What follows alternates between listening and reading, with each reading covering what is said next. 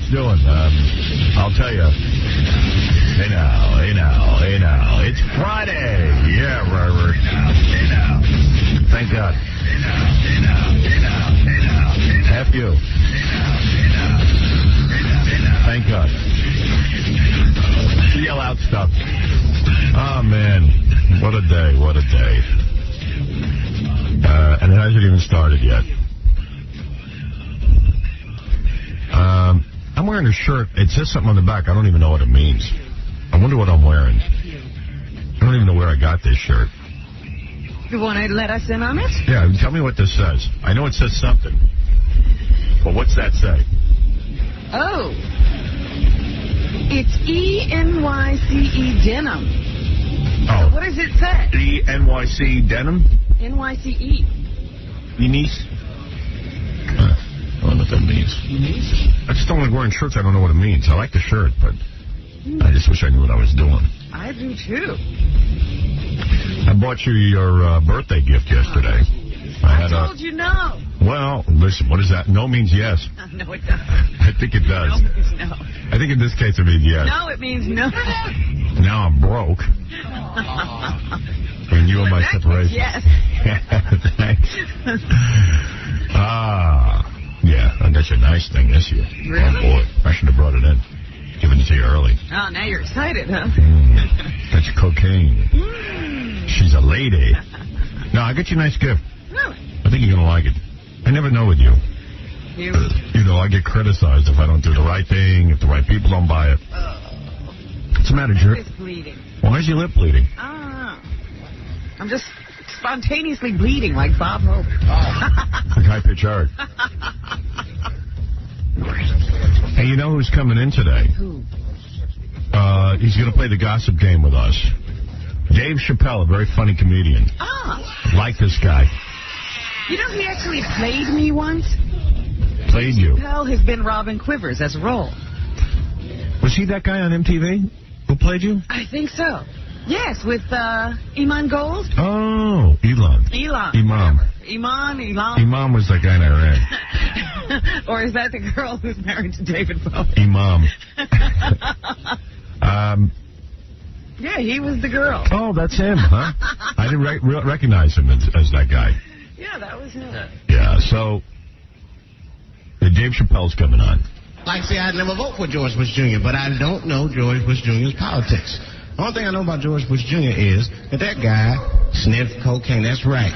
Now, listen, we cannot have that in the White House. That might be fine for a mayor, but goddamn it, not in the White House. Yeah, that's crazy. The stakes are too high in the White House.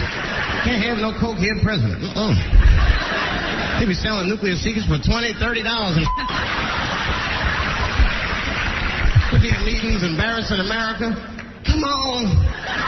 Sign the treaty, baby. I suck your like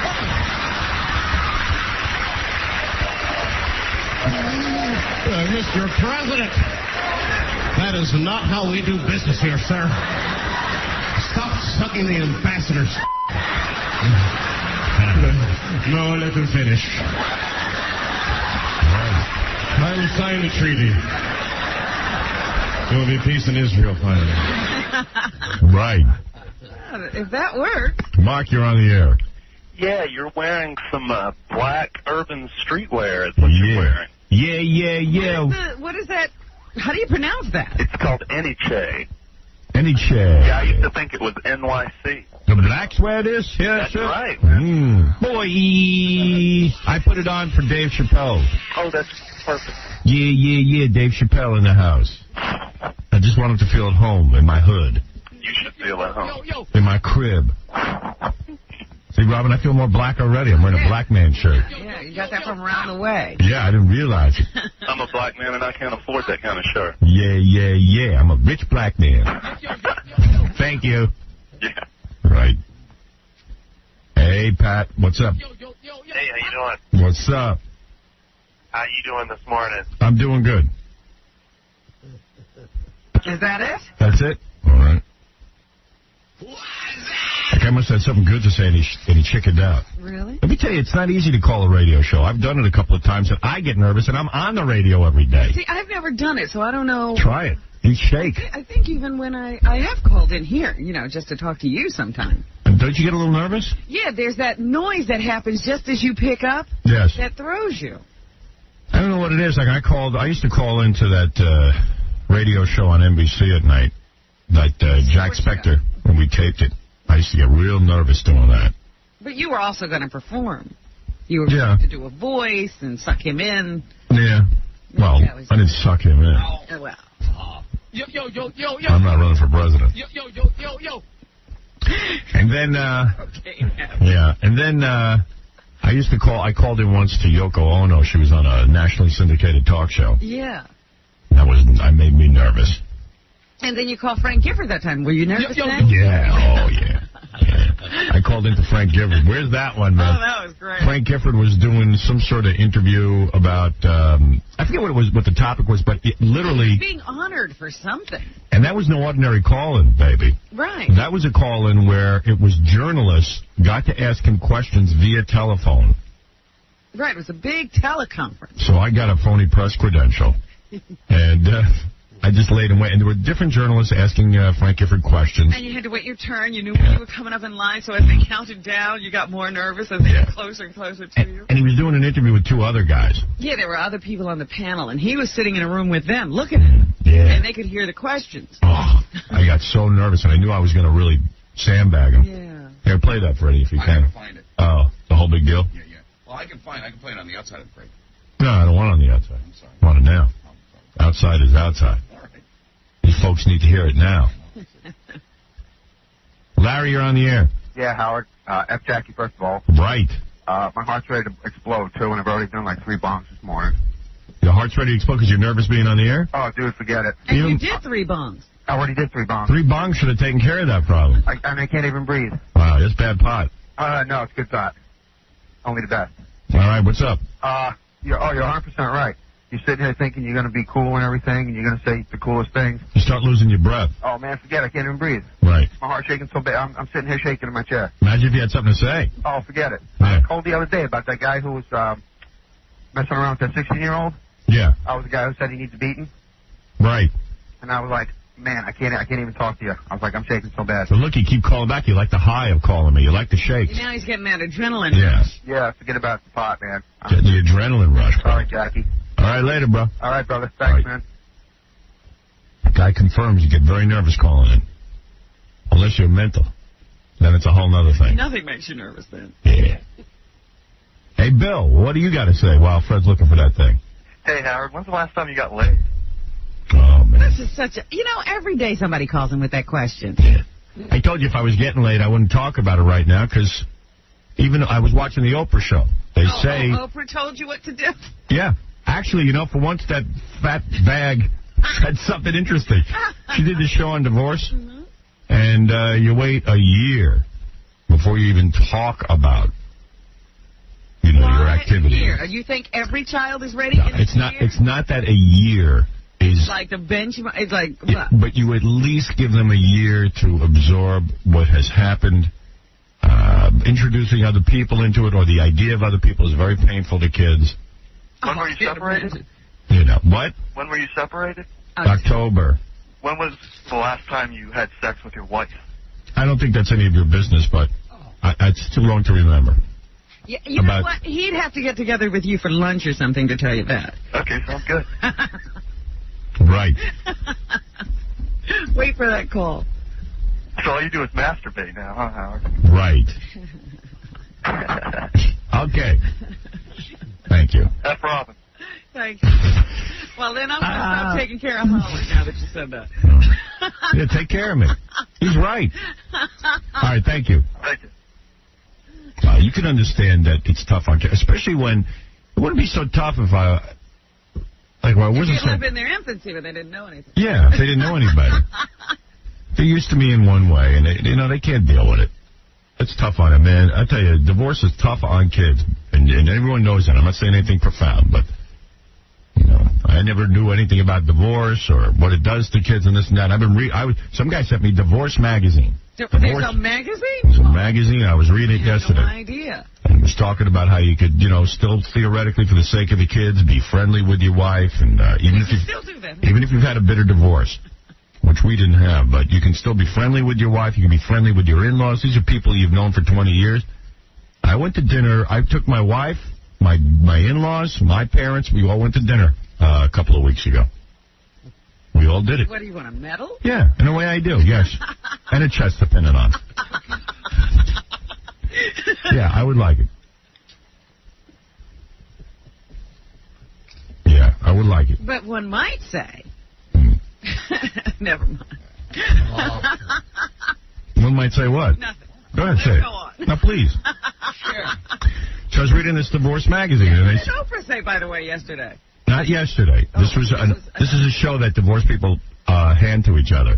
Oh, really? It's like one of those shows. It's a tape people are passing around? Yeah, it's like one of the stellar Oprah shows on divorce. Hysterical. I didn't know that was going on. Yeah, and there's some experts saying, listen, a kid, if you can help it, don't let them, have that sort of thing introduced to them this early on. It's very, very difficult for them to overcome in terms of their thoughts, and it's just a lot easier. So what does a year do?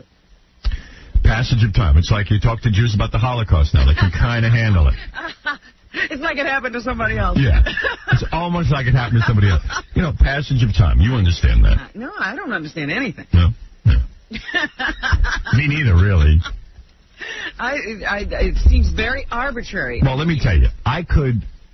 A year is just you try to pick some measure of time for dopes who can't evaluate their own children.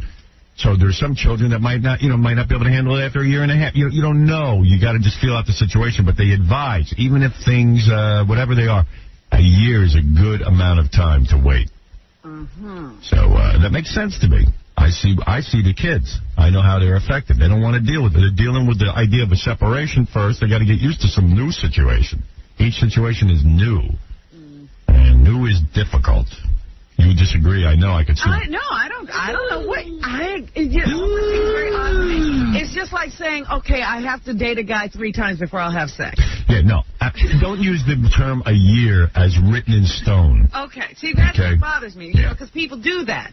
They get very literal and said, I waited a year. What's wrong with you? Yeah, no. That is not what my implication is here. I see. Okay. I'm saying there's some dopes right away 2 days later. They're announcing to the kids they got a date. Right. They're like, really? They bring a date to the settlement. There you go. Yeah, right. Exactly. That's what I'm talking about. Okay. People don't have a sensitivity, so they make up a rule for these types. I see. Me, I'm very bright. Okay. Hey, kids, smell my finger. I'm not doing that. You understand what I'm saying? So you wouldn't really introduce that. Mike, you're on the air. What's up, Howard? What's up? I got a question for you. Yeah. All right. Okay. What TV personality had a torrid 6-month-long love affair with a 39-year-old cheerleader and said he didn't have intercourse? I'll give you 4 answers. You might already know the answer. Of course I know the answer. Yeah. Everybody knows the answer. At this point. It's all over the newspaper. Okay. So, F puddle jumpers, F e-tickets, and F Jackie. The Regis has got big problems in the newspaper. Big problem. Yeah. All right. Well, yeah, hey, listen, the guy had an affair. You can certainly understand why. No, you can't. I could. No, please. You get unmarried. No. That's what you do. It's not always that easy. It's over. No. He's got grown kids at this point. He doesn't need to be doing He might love his wife. He needed an outlet. But then love your wife. Well, look at her. She's cute. She's all right. She's a cute lady. Hey, even Billy Joel had to have a little something beside Christy Brinkley. Please, all of you animals. No, it is in our genetic code. A guy. Let me tell you about being a guy. All right, I'll tell you about being a guy. A man cannot be satisfied with one woman. Let me ask you something. Do you want to just be your animal instincts, or are you a human being? I'm a human being. I'm a man. Are you a dog? I'm a man. I would like to be better. Robin, would you ask a turtle to be a skunk? Well, I'm asking, is he a dog or No, you're asking something. You're asking a an animal dog? to be something that they're Excuse not. me, why am I talking about Babu? He's right. Listen, a dog can only follow his instincts. Yes. You're supposed to be something else. Yeah, What are you? that's what chicks want you to believe. No, that's what you keep telling me. A man is programmed. A man is You're telling me programmed. a guy's supposed to be able to remember to put on a condom and so either you're a dog or you're Nah, you that's silly. No, now you're being silly. No, you don't want to say the truth. I'm a man, and I. By the way, I was faithful. There you go. No, you weren't. Yes, I was. You're divorcing. But when I was married, I was faithful. You're not staying married, which is what you decided to do. That's me. As a man. I'm a man. Now I'm a you're man. dog. I'm a man. You said, I gotta go get something else. I'm a man. Oh, no, listen, I'm entitled to. Listen, Entitled. I mean, now I'm single. All of a sudden he's entitled. But a guy. So they're going to crucify the guy now. I don't know why they're doing this to Regis. I don't We either. gotta talk to Mike Walker, because we've talked to him about this before during the Frank Gifford thing, which was another magazine. Right, the Star. Said to Mike Walker, do you do this to a guy? And he goes, no, you never do this to a guy unless there's reason. Yeah, I know. What's the reason they're not doing this to Reg? I'm starting to think this is getting a little out of hand. Regis Philbin hasn't hurt anybody. What they did is they go out and they try to find an indiscretion, and then they stick it in a newspaper. For what reason, though? The guy, he's not the president. He's not banging some intern. Why Reg? Yeah, why take the guy and wreck his life? Why? What did he do? What did he do to anybody? What's the point? I mean, I admit it's interesting to read and it's sport. Yeah, I had to read it. They say that the woman was, they call her a cheerleader. She's 39 goddamn years old. She ain't no cheerleader. Yeah, 100 years ago. You have to keep reading. It's cheerleading coach. Oh, cheerleading coach. It's not like he was, at first I said, oh my God, he was banging a cheerleader. She's probably 16 years old. He's got a child in his bed. He wasn't doing anything like that, the guy. He did have an affair. As Robin says, it's wrong. If I say, hey, I understand. Whatever it is. No, nothing's wrong but breaking your promises. All right. Okay. But that's his business. Right. Between him and his wife. Yeah. And all I'm saying is, why go after that dude? But you know what's funny to me? The girls always keep records. Yeah, now, they say they found a diary of her nights with Regis. And I'm like, diary? God damn, what's with you broads? A guy bangs you. All broads are like this. They write journals. It's like, why you broads got to write journals? What are you writing down every minute? Well, it's my way of, instead of a psychiatrist, I write in my journal. And you know what? Let it go. You don't. You know what? Write make believe. Use invisible ink. I mean, really. That's what I don't understand. Why is it documented? Yeah, they're keeping journals. It's journals. I mean, they got the dates, the names of the hotels, everything. Dear, you ought to write, instead of Dear Diary, Dear National Enquirer. Because the National Enquirer will find your diary. Now, it seems to me she must have sold them the diary. Yeah. You don't go just find it. How did they find her diary? Yeah. It looks like she wanted this to happen. Yeah. And between you and me, this broad's a little tough on the eyes. They're calling her a cheerleader. There's nothing cheerful about her. Maybe those are some bad shots. Yeah. Between you and me, I just don't understand. Like, where does it stop? What's the line? I mean, you mean tell me Regis Philbin's got to be? They're going to end his marriage because what? So he had an affair. That's what I'm saying. Is it because now he's famous and extremely popular? Yeah. Is that what he did wrong? Yeah, I'm not sure what. Became successful? I'm not sure why they feel they got to go. And they even say in the paper, Regis asked them not to print this. Right, he tried to kill the story. Yeah, and now they're putting him down for that. Of course he's going to try and kill her. The time he saw the woman was in 1993. Yeah, I mean, of course he's going to try and kill the story. How many guys out there are cheating? They're not going to have any story written up on them. I'll tell you what celebrities ought to do. It's not even like this is happening now. It was 1993. See, if Regis was smart, he would start what I always said. Attack? An attack thing. This is what you do. He's got a huge audience. Every day for 5 minutes, you have all your people follow the head of the National Enquirer. Mm-hmm. They say this guy, David Pecker. It's the same guy for everything right now. Just go around, find out what he's up to. Because he thinks he's not interesting. You can make that guy interesting. I don't think Regis had time. He found out the story was happening, and then... And this is something I'm going to do. He had no evidence. Somebody F's with me. What you have to do is start keeping files now. Right. So you're prepared. Oh, don't think I'm not. Well, I'm just telling everybody else. I got crap on three. I got crap on 3 guys. And let me tell you something. I would have no moral problem. Why would you if this is what they would do to you? Yep, I certainly would. I would start, and I would have Crackhead Bob and Beetlejuice as my reporters to follow these guys around every day. Would you lend them to Regis? Because I walked by ABC yesterday, and there was like a bunch of photographers sitting and waiting for Regis.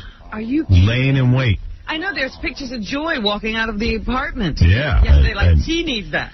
And those guys saw me. They started photographing me. I go, hey, what did I do? I go, what's the problem? They go, oh, no, we're not even here for you. I said, so stop it. Leave me alone. Well, that's just like the Jerry Seinfeld thing when it was revealed that Jerry Seinfeld was dating the woman he married now, but she was married to somebody else. Yeah. They staked out the gym where he worked out. Yeah. And everybody coming out of the gym now had to be photographed. Yeah, thanks, Jerry. Because you can't keep it in your pants. Right. Yeah, well, and I go, dudes, give me a break. I said, I'm just trying to be anonymous here, walking down the street. Why are you drawing all this attention to me? Yeah, I didn't ask for this. You stupid I douchebag. haven't even done anything. Yeah, we're not even waiting for you. I said, so leave me alone. Yeah, but my question is, why is Joy in the paper this morning? Because they want to wreck her life. They want to see the reaction to Regis. That's a horrible thing. How can you make a living that way and feel good about yourself? Yeah, Jackie. Oh. Few shots to Yeah, it's unbelievable, man. But, I look at the guy, Regis. What did he do? What did he do? 90 years old. Yeah, I mean, Why did you Jesus. give him a heart attack? Thank God the guy can get it up. 7 years. 7 years. Yeah. Walking around thinking, that's fine. I got rid of that when Yeah. flew over. Yeah, that was 7 years ago. Who knew she had a diary? Right. Diary. And she's still holding on to it. Let me be, will you? Why me? Why me? Why do they have to be me? All right, I got to take a break. What's in the paper, honey? Wow. Yeah, won't be holding up any headlines today. They can't even hold up the paper today on But it. they really are wrecking the guy's life. I mean, what's it going to be with his wife? Well. What's the point? He's got grown kids, but even still, I mean, he's got to walk around. This was happening while they were growing up. Mm-hmm. And the other thing is they say that he, when he couldn't kill the story, he had to sit down with Joy and say, look, That's fun. here's what's happening. Yeah. Nice. Skit for a show. So they just targeted him and just wrecked his life. They just threw a nuclear It's bomb. already happened. He had to sit down with his wife. He threw the Inquirer threw a nuclear bomb into Regis' life. Actually, it was a landmine. Yeah. Because you couldn't see it. Yeah, they threw a nuclear bomb, or as Robin says, a landmine. His leg just blew off. And he didn't even know it was going to happen. Yeah. It's unbelievable. And this is guys doing this to other guys. So That I don't get. figure out what's happening with men. They're turning on each other. Men turning in other men for cheating. What happened to you guys? You used to be so solid. I know. No one ever. The reporters had a code. You don't mention that stuff. Yeah, John F. Kennedy had a field day. I mean, I was with Marilyn Monroe. That was a great story. Imagine the president's banging the biggest movie star on the planet, and nobody says a word about it. The men's club is over, baby. Give me that pot. Come on, let's do some acid, Marilyn. Oh, there's a reporter. You won't say anything, right? No way, Mr. President. It's not really of interest. According to history now, the brothers basically did the same women, and nobody said a word. Damn it, Bobby, you take Angie Dickinson, I'll go with Marilyn, and tomorrow we'll play switchies. And, Mr. Reporter, have a bit of pot. I'll keep you quiet. J. Edgar Hoover would send a discreet note to the White House saying, look, calm down. Yeah, Edgar was busy dressing up as a woman. You're going to blow the lid off the whole thing. Beats don't fail me now. All right, I got to take a break. I know a lot of people are on the phone. They want to ask questions about divorce, and cheating. Now this is brought up a whole thing, but I gotta wait till after the break. What am I going to do? This is commercial radio. This is not public radio. I'm shocked you're collecting Oprah tapes and what. Yeah, I got the Oprah. That's what divorce will do to you. Get you doing a lot of dumb stuff. And the divorce magazine. You want to know the truth about the Oprah tape? What?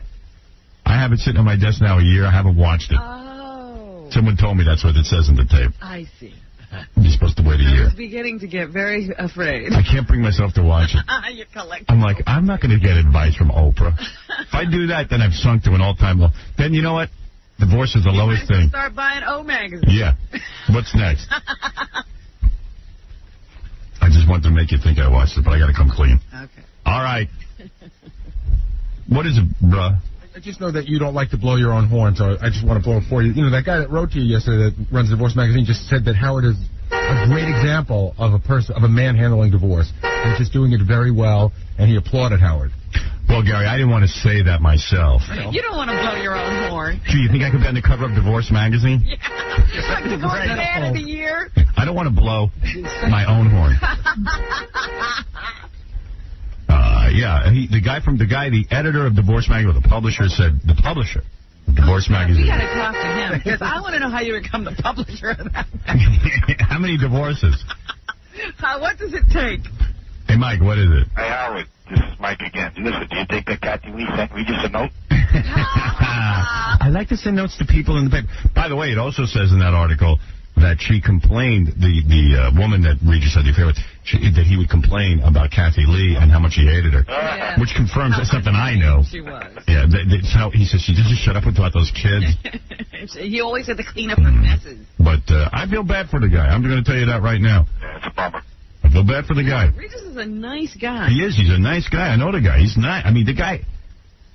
All the crap I say about him, he's always like, "Hey, Howard, how you doing?" He says, "I get it. I get it." You know. Nice guy. Howard, how about Yankee tickets? Yeah? Same thing happened, yes. Do I have any I left? got you started on the Regis question. Talked about it for 20 minutes. All right. Why not? Do you have any? You have one pair left for Sunday, Howard. Sounds good. This guy's a good dude.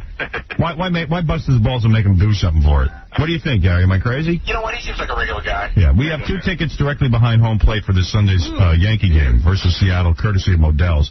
Modell's rocks. They got the Razor scooter for just $99.99. Nobody can beat Modell's price. Available now at every Modell's in New York, New Jersey, Philly, Washington, D.C. Call 1-800-ASK-MODELLS. Hold on, dude, all right? What's your name? Mike. Mikey. We'll see you on TV. You'll be a TV star. You'll be right behind home plate. You'll actually be on camera. That's fantastic. All right? Thanks, Howard. Series this week. All right. Show your breasts. I will. All right, thank you. All right, that's Mikey. I can't even put this guy on hold. Yeah, we don't want to lose you. Those are the Beetlejuice seats. Remember we put Beetlejuice, Gary the retard, Nicole Bass, and Baba Booey right behind home plate. That was a funny day, and we saw him on TV a bunch of times. We'll be back right after these words. Frank Gifford. Edward Johnson, Syracuse Daily Times. Hello, fellas. First of all, I want to say I'm enjoying this very much. Thank you. Also, Frank, I read recently, I don't know if this is quite on topic, that you're a bit of a hero. You discovered a lump in your wife's breast. You care to comment on that? I really have no comment on that. Do you still love your wife? I have no comment on that to you. Try to keep to the topic of the film that's coming up. I see. Well, who do you feel has nicer breasts, Kathy Lee or Susan Johnson? You want to taken care of. John O'Neill, Indianapolis Star.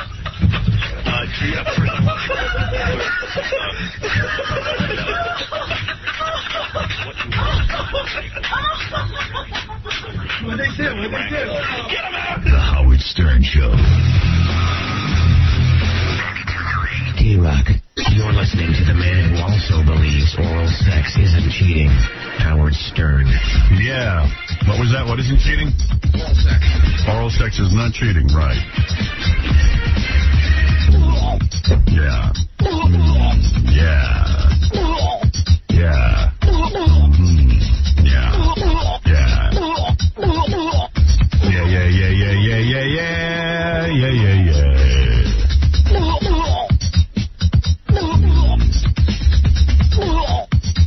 Hey,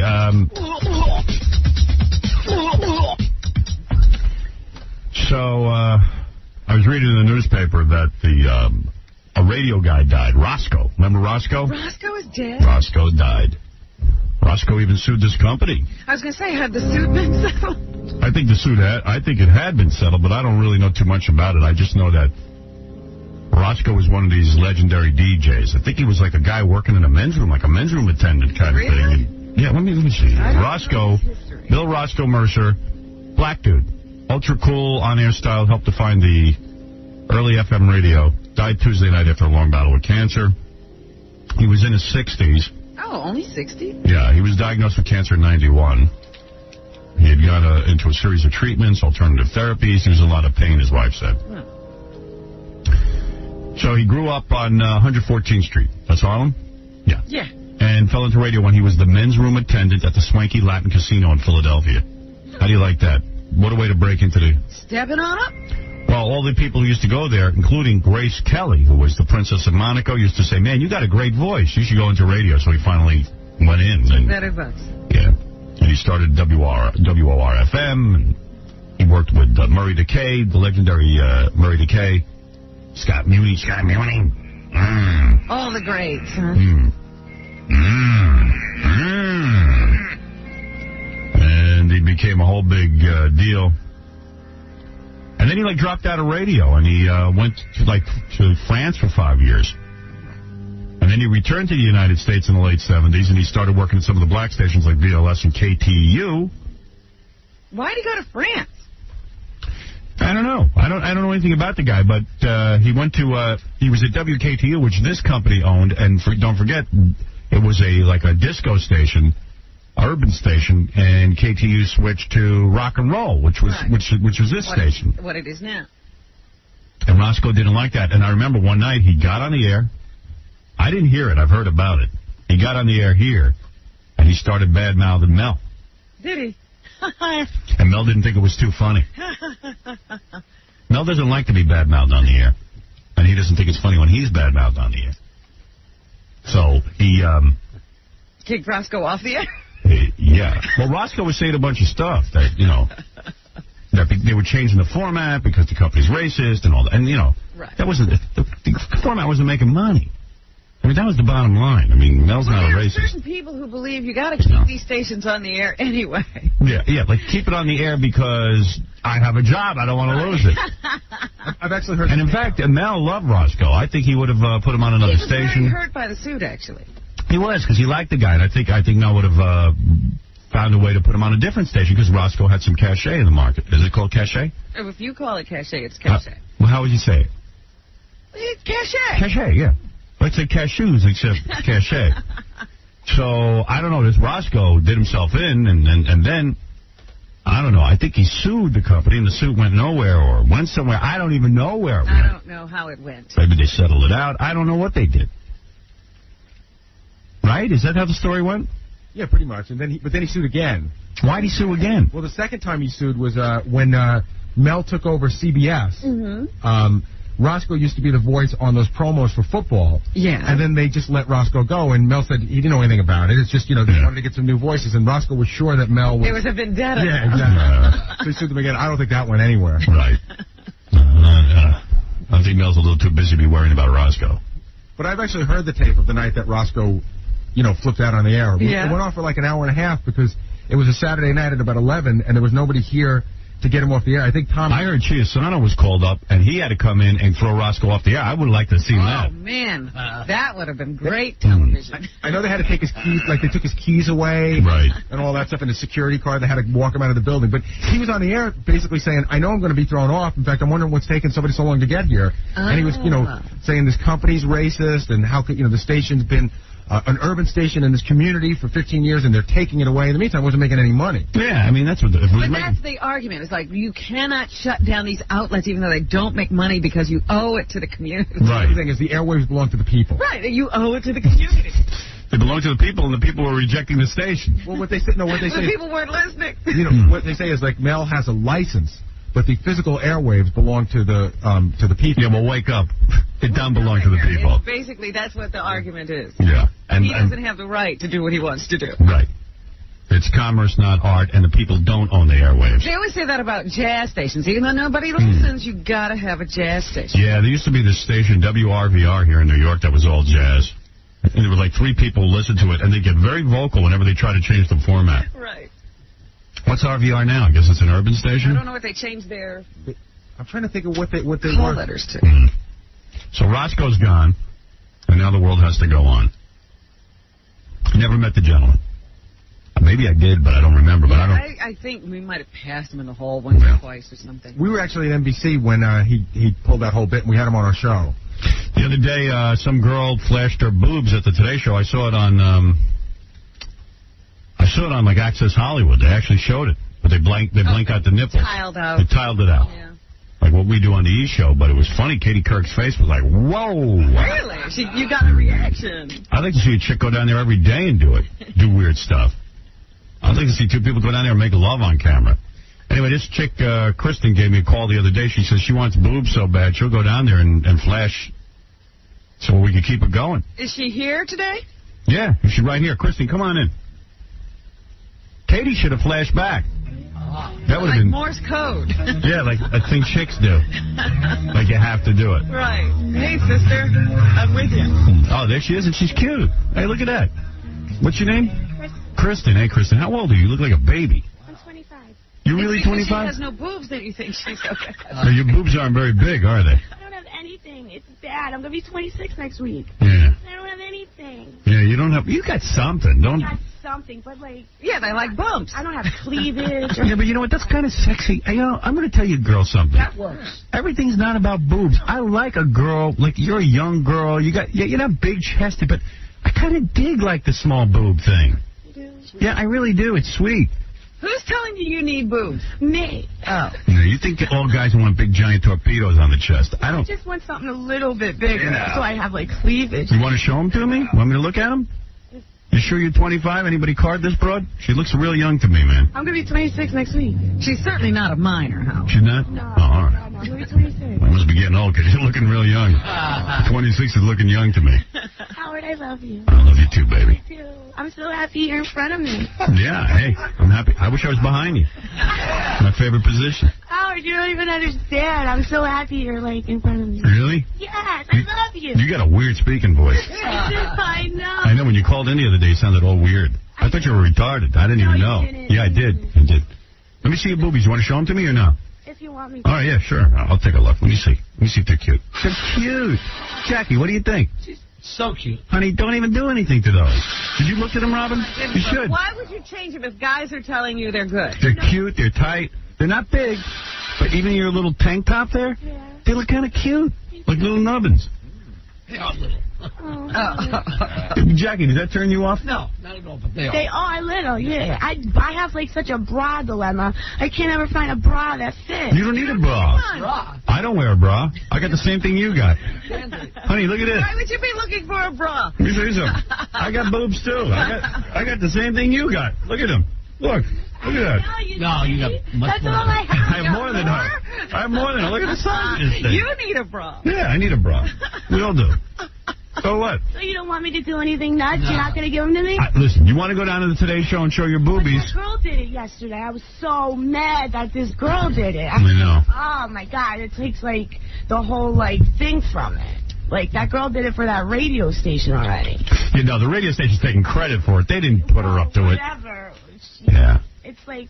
If you flash, I don't think anybody's going to get a... Right, they might not even know. You know what? Like, Santana's over there today. Yeah, perfect. Carlos could use it. Rip off your shirt and start dancing around. It'll start becoming a trend. It'll be like a whole... Will I get the camera, you think, because there's going to be so many people there? You got to wait until the camera's coming your way. I don't know how to do it. I mean, I don't know how you do it. You got to have timing.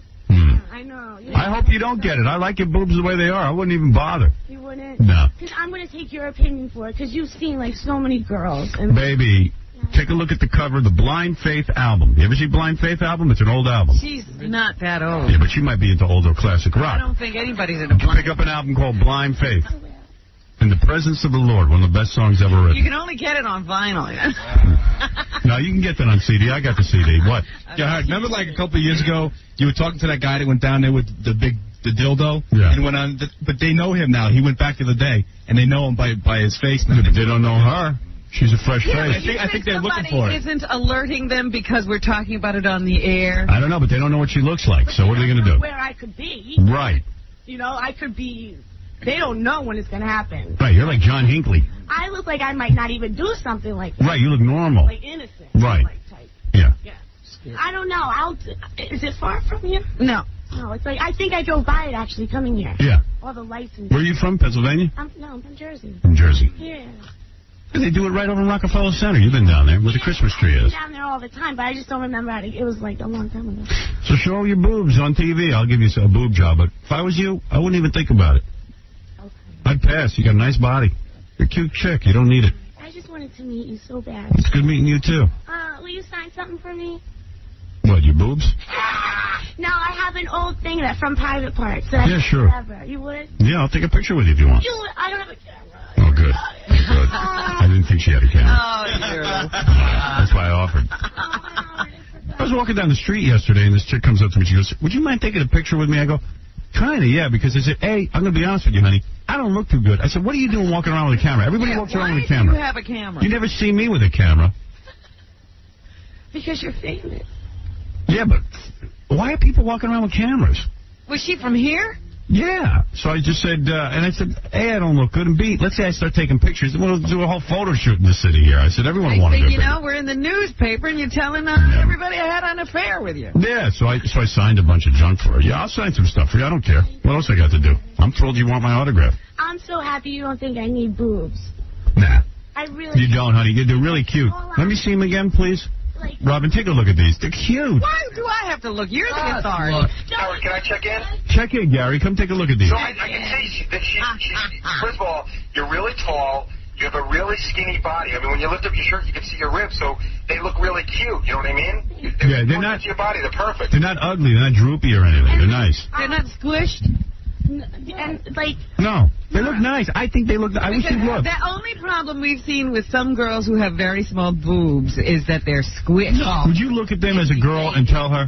No, you said they look nice. Why don't you look? It bothers me that you don't look. She needs help. She needs an opinion. You've always been very honest with women when we've asked you to be. Could you just take a look? Oh, please. Show Robin. Go on, push him up against the glass. No. Show Robin.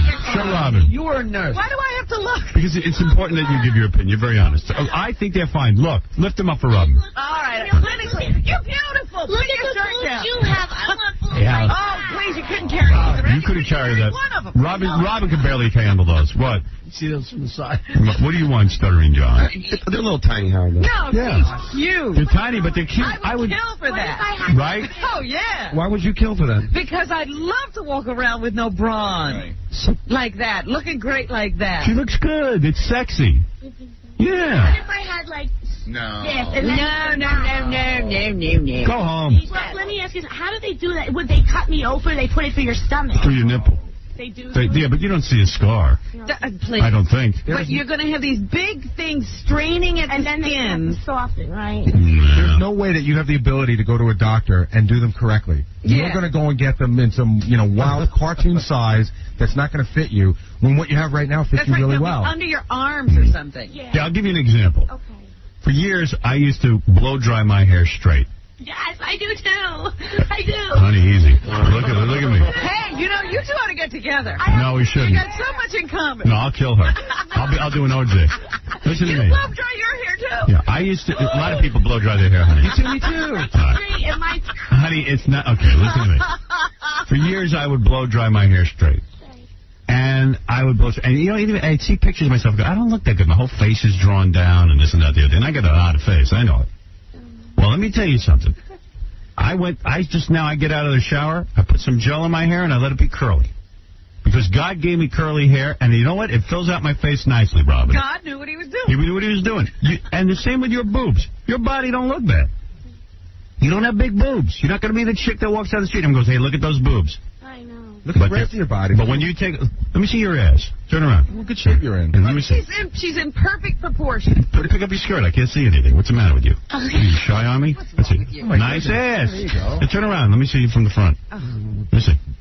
Maybe it'll get some. What? No, you look good. Yeah. You ought to work out a little bit. You got I a knew you were going to say that, too. Yeah, you got a cute little body. You're such a devil. No, your ass looks better in the skirt than it does out of it. Yeah. But you're cute. No, But you can fix that. Your boobs look cute for your body. That's a very sexy look, by the way, to be able to wear a shirt like that with no bra. It's Yeah, very it looks sexy good. It looks good. All right, so you can go to the Today Show. If you show your boobies on camera, I'll give you the breast implant. Could you put your feet together, by the way? Just put your feet really close together. Yeah, put them together. Just step on those two. Yeah, step on so we can get a good picture of it. Okay. What do you weigh, about 119? Yeah. All right, listen to me. Why? Is it a scale? Yeah. All right, so... Whatever. All right, honey. Listen, I would recommend you don't... I would recommend... Joke, like a trick. I would recommend that you don't get the boobies, but if you want, go down to the Today Show, show your boobies, and I'll get your boob implants. Can I get something else? Yeah, you can get a little lipo on your butt. Oh, you're such a jerk. No, it's flabby. I know. It's All you got to do is... But see, that would work. Do you rollerblade? No. Rollerblade, huh? I'm going to work out. All right, that's a good idea. I'm going to swim. Dude, that's Swimming good. helps. Just swim to Iran. Do some, Cambodia. I'm not trying to insult you. You're cute. You're incredibly cute. All right. And if you had a little lipo, he'd sculpt your ass. You'd be... She don't need lipo. She's a young girl. She could work out. True. What do you got on, an ankle bracelet? Or is that a tattoo? This is a tattoo. Oh, and then there's an ankle bracelet, And then too. it's an ankle bracelet. The ankle bracelet's sexy. The tattoo's ugly. Well, she can't. I got it when I was 17, and now it looks like a blotch. Yeah, it's not that good. I know. It doesn't Did look... you get that in prison? All right. Honey, thank you so much, and do what you want. Okay. You're welcome to get the boob implants if you show your boobies on TV. Okay. All right, baby. Thank you. you. All right. You don't need them, though. You got a nice little tight body. I love you. I love you, too, honey. Yeah, I'll sign some stuff for you in a minute. Got a nice little body. Yeah. Mm. Don't you think that's a sexy look? Yes. When they're not that big and she doesn't have to wear a bra? Yes, that's why I told you. You don't need the implants. Yeah, the skin's nice and tight. Too tiny. No, not for me. I like them tight. You know, I kind of dig that when a chick's all insecure about her boobs. I like it. How about just enjoying her for who she Howard, is? let me ask you Her one question. insecurity. No, it's a whole mind game. A good boob job. I mean, like a really good boob job or them. But No, a really come good on. job. Be honest. I've seen some good boob jobs and felt some good boob jobs. Yes. The best boob jobs ever done, the same guy who reduced Robin's breasts, is a guy named Dr. Daniel Baker. The man's backed up. Stop announcing. Is he backed up? You know that for a fact? I don't know. All right. So But suppose he he is the does the greatest. job. He's great. I've never seen a better boob job than what he does. So suppose he does the job. Then what would you rather have? She doesn't need it. And he's expensive. And I'll tell you, Dr. Calabro does a beautiful job. Beautiful. But when those girls are so little and they have so little skin, it always looks strange. Yeah, forget it for her. All right, listen. Listen to me. Yes? That girl never even told us a story. She met me when she was 12. Really? Yeah, and I thought she was a boy, and it caused her to really want to look like a girl. This is all your fault. It's all my fault. But she looks fine now. She looks like a girl, believe me. I got to take a break. I promised the phone calls, but I got to take the break. And then when we get back, we got a million things to talk about. Dave Chappelle's going to come in. National Enquirer game. We're going to talk to a guy who's vehemently against Make-A-Wish Foundation. Feels it's a waste of I've never heard time. of anybody protesting. This guy's for real. Yeah, he's against the Make-A-Wish Foundation. This is a legitimate guest. I mean, it's not some, wacko. Really? I mean, he might be a wacko, but... Yeah, I can't imagine not. I don't know what his beef is. I always thought that was a pretty good organization. But we'll take a break, and we'll be back right after these words. Here's Stuttering John with Mr. DeVee Moore. Bruce Willis. Why do you avoid Howard Stern? I'm sorry? Why do you avoid Howard Stern? Don't avoid Howard Stern. I did a show. Yeah, I know, but you didn't come on this time. Ask me to come up with something better than that. Hey, you got a question or not? Yeah. I love Howard Stern. Had sex with him last night. The Die Hard series has certainly crossed over and certainly translates in the foreign markets easier than some of the other films that I've done. Yeah, and it's fun. I mean, this kind of fun. If you put if you took anybody from anywhere in the world and put them on a roller coaster ride, they would all have a very fun, exciting time, and that's all this is. Why are you so angry, Bruce? Of roller coaster. What are you doing? Who are you with? And why? How did you get in? You are annoying almost. Would you ever consider a hair weave? Working in New York. God. Emmy, big fan. To me, I'm sorry. Big fan. Oh, come on, Bruce. Hey, Bruce, will you dump Demi when she gets dumpy? You're listening to a man who could never die hard because he's always soft. Howard Stern. Well, what I think of Howard Stern, I think he has a good show. When I was incarcerated in Nap Annex, the guys watched him every Saturday night. Yes, a beautiful woman, an exciting show.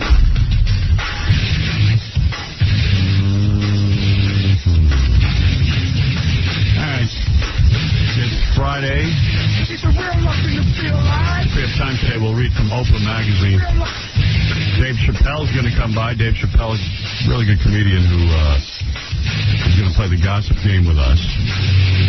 And we can ask Mike Walker why the Enquirer is going after Regis, of all people. Looking forward to asking him that.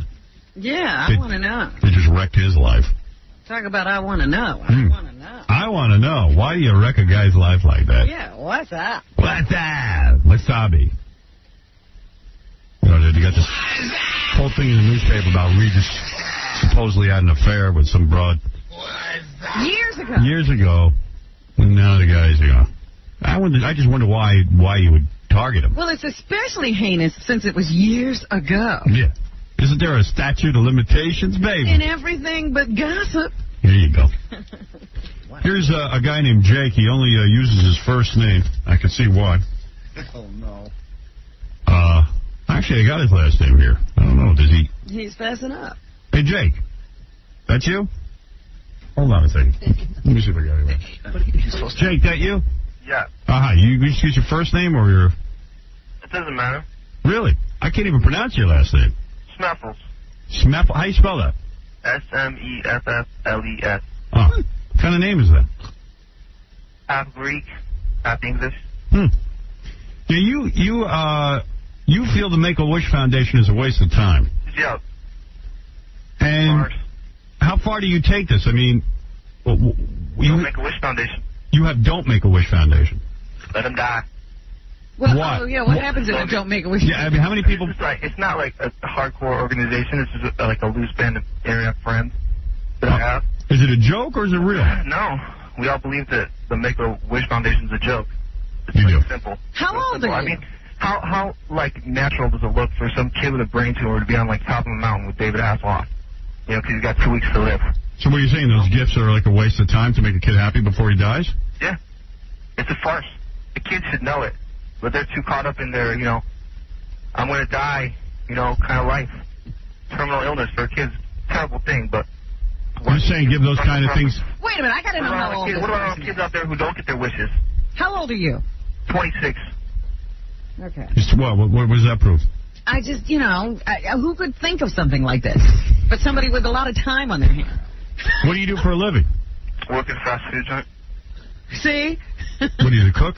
Yeah. Yeah, you didn't realize he's the cook. At least I admit it. I mean, Right. Come on here and lie to Robin. So what you're saying is that you're healthy and your life is really tough. You need a wish. And you would like a wish. I don't need a wish. But you're just saying that living... These kids, have you ever seen them, Howard? It's a joke. No, I've actually gone and visited some He's Make-A-Wish done this kids. stuff. I've done it.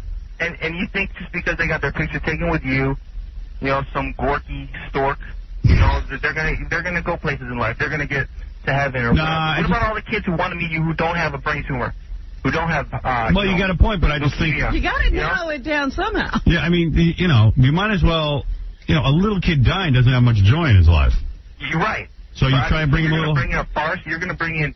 You're going to bring in Britney Spears, and then all of a sudden the kid's going to get better again. Well, no. It's not about getting better. It's about giving him a happy day. It's about giving him a joyous life. About giving him something to, at least have something cool happen. What happens? One good day. What happens is these terminally? That happens. I found out that happens because the people I talk to on the internet, they tell me, there's been stories where these kids have lived. Right. You don't hear about those kids. They grow up. They got to meet. If you're proud of, whatever, Are you proud of what you're saying? Yeah, yeah. I'm not. Do you have a girlfriend? On radio. Let me ask you something. Do you have a girlfriend? Do I have a girlfriend? Yeah. And how come you didn't tell her about Don't Make-A-Wish Foundation? She knows that I'm involved on the internet with certain things that she might not agree with. So what? Oh, she doesn't agree. Why would I bring her into it? Why would I bring her into it? Well, there's a bunch of people on the. I think it makes the kids look bad. I think the kids deep down and know it. The only reason that they get to meet, Cindy Lauper, they got leukemia. Oh, we get to meet Cindy Lauper. It sounds to me like I thought what you were going to say is that, hey, why not give these gifts to, let healthy people meet Cindy Lauper because maybe they can get a break in the record businesses. What about all the healthy kids who aren't meeting people, who are perfectly healthy, who maybe if they got their wish, they would take it to the next level and be a singer or take it to the next level and be a radio artist if they met you. A successful one at that. These kids have no chance. Their wishes are shallow. It's and wasted hollow wishes? because their wishes are... Well, evidently there are celebrities who agree with you. David Letterman is on the phone. Oh. There you go. Is this, first of all, is this really you, Dave? Yeah, is that you? I listen to the show. This guy sounds like Letterman. He's good, too, but... Is this really you? You like what? I'm trying to talk to you, but the kid was talking over you. Yeah. Well, if it's not me, then there's another guy who looks like me with a strong appetite for shellfish on the phone. I say that's David Letterman. Nobody would make a joke like that if it wasn't. Nobody has the Thank guts. you for such a warm welcome. I've got a better homecoming from that silly woman who turned herself into a train putty. So, Dave, what do we... If you would, what happens if you would have made a Bush Foundation and had a wish for that insane lady who was chasing you? I don't know. I've got a gambling problem. I'm wearing Greenfeld underpants. You know what I'm saying? I've got a gambling problem. I'm not interested in that. Why don't you fulfill her wish? Well, Dave, let me find out if Dave agrees. She was a sick person, right, Howard? Let me find out if Dave agrees with you. Yeah. Dave, what do we owe this honor to? Well, I just, I was listening to your little radio debunk stuff film, and I felt compelled to call in and, compliment this gentleman on his views about the Make-A-Wish Foundation. You want to compliment? You agree with him? You agree that the Make-A-Wish Foundation is a waste of time? Not only is it a waste of time, it's a waste of time and money. These drooling little bastards are a bigger hindrance to mankind. They're a farce. I agree with that. Those mosquitoes with the West Nile gonorrhea or whatever the hell they're spreading. I don't believe what I'm hearing. Wait a minute, Dave. You're making a joke, right? You're not. Is this really your position? No, I'm just going to start speaking my mind more often. This is outrageous. You're against the Make-A-Wish Foundation. Go over this again. Tell me your views on the Make-A-Wish Foundation. Right, I had one kid visit me. They said he had, leukemia, 6 months to live, right? Mm-hmm. So I let him come up to the show. I let him sit behind my desk. I'd let him talk to Paul. I'd let him pet my dog. So what happened?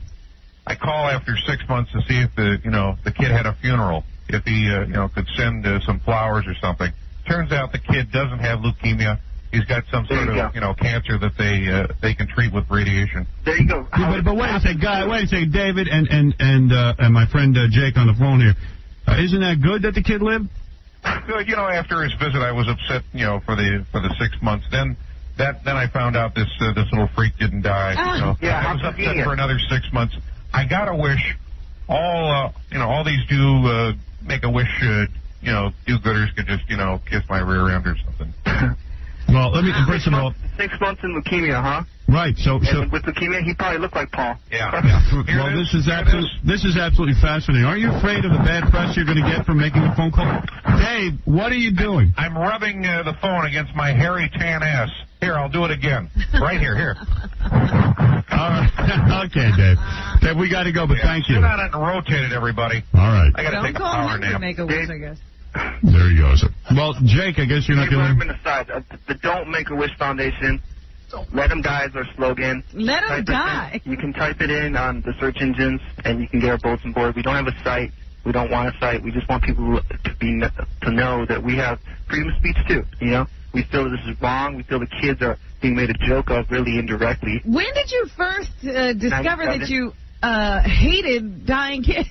97 when I started this. Really? I went to Chuck E. Cheese. I saw Michael J. Fox there at Chuck E. Cheese in Los Angeles, and he was with some Make-A-Wish Foundation. It was just a pathetic sight, And I was with my nephew who said, I want to meet Michael J. Fox. Oh, you can't go over there. You can't go over there. You couldn't meet Michael J. Fox. Oh, okay. Right. You're gonna say that that's the root of it. But you know what? It really hurt my normal nephew. Because he's nephew, he can't meet Michael J. Fox. But this kid is with a bandana who's had, 6 months to live, just like that, and had leukemia. Right. Like that Dave Letterman or whatever they're called. Well, Jake, you've made your point, and here's a guy who started something called Don't Make-A-Wish Foundation. It's a real thing, and it's on the Internet. And they don't have a site. They have a bulletin board. We have a point to make. We make it on the Internet, which is... How many members do you have, Jake? About 15. Okay, and... we post stuff regularly. I see. And anyone who wants to join the Make-A-Wish... The Don't Make-A-Wish. We're not... I want to just reiterate. We're not here to, stand in people's way to get their little wishes, okay? Right. But a lot of times these kids aren't croaking, Right. These kids are living. And what about kids who have... Like your nephew. Right, I guess. My nephew, who's fine and normal and discriminated against. You know what I'm saying, Robin? Right. You understand? I mean, I'm not John, go ahead. A person. Yeah, I don't understand you. How much free time can you have? Right. What are you talking about? You weren't there at Chuck E. Cheese's, bro. It doesn't matter. Listen, you're 26 years old. These kids have no... I could be 56. You know something? You really need to grow up. Don't join the website. Don't come to our bulletin board. You get this guy off. They just never got what they wanted out of life, and now you're just miserable about it. Well, I'm not. My nephew wanted to meet Michael J. Fox. What's wrong with that? Hey, that's not his problem. This guy's got leukemia, so he gets to meet him. Looks like a freak. You Chuck E. Cheese with a... All right. You know, it's well, listen, you've made your point, and if anybody wants to get in touch with you, they'll do it on the internet. And why waste your time, Howard? Why would you waste your time? Well, listen, everybody. Don't make a wish. Don't make a wish. I want kids to die without their wishes. All right. Well, thank you, Jake. And it's a hardcore opinion, but nevertheless, it's your opinion. Good. What are you, a skinhead or something? No. What are you? Skinhead. Yeah, I'm a skinhead. I don't know. I'm asking you what you are. I'm not a skinhead. Right, I'm a regular guy. I work at fast food job. I don't get everything I want. I don't have the millions of dollars you have. Right. And I come off as angry, but I'm not. I have freedom of speech just like you. I just use it. All right. Well, go haunt a house. So whatever. Okay, Jake. Goodbye. That's Jake from the Don't Make a Wish Foundation. I tried to find him. No, you certainly found one that time. Right. Well, there it is. And Dave Letterman, obviously a supporter, one of the 15. Very funny, because usually, the sick kids get a bye. Nobody bothers them, but thanks to old Jake, there you go. They now have enemies. And Jake found 15 guys to join him in this cause. I thought it was the one popular cause. No one would argue it. So, anyway, the TV show Oz. Yeah, Oz, yes. Yesterday, I love Oz. I can see why. It's a TV show full of, half-naked, good-looking guys. Yeah. In prison. They're always undressing. There's no girls. Anyway, yesterday I went down to the set of Oz. Oh, did you? Where they shoot the show. And went and visited a friend of mine, a director named Gloria Musso. A friend of yours or a friend of ours? Ours. And actually, no, she directed 2 episodes of Son of the Beach, one last season, and she directed one of the episodes this season. In fact, I think next week her episode's on the air. By the way, I actually saw the first episode of Son of the Beach last night. It's a funny one, isn't it? Excellent. Yeah, that's a funny one. I really laughed. There's one coming up, I think, in 2 or 3 weeks called A Star is Boned. It's probably the best episode I've ever seen.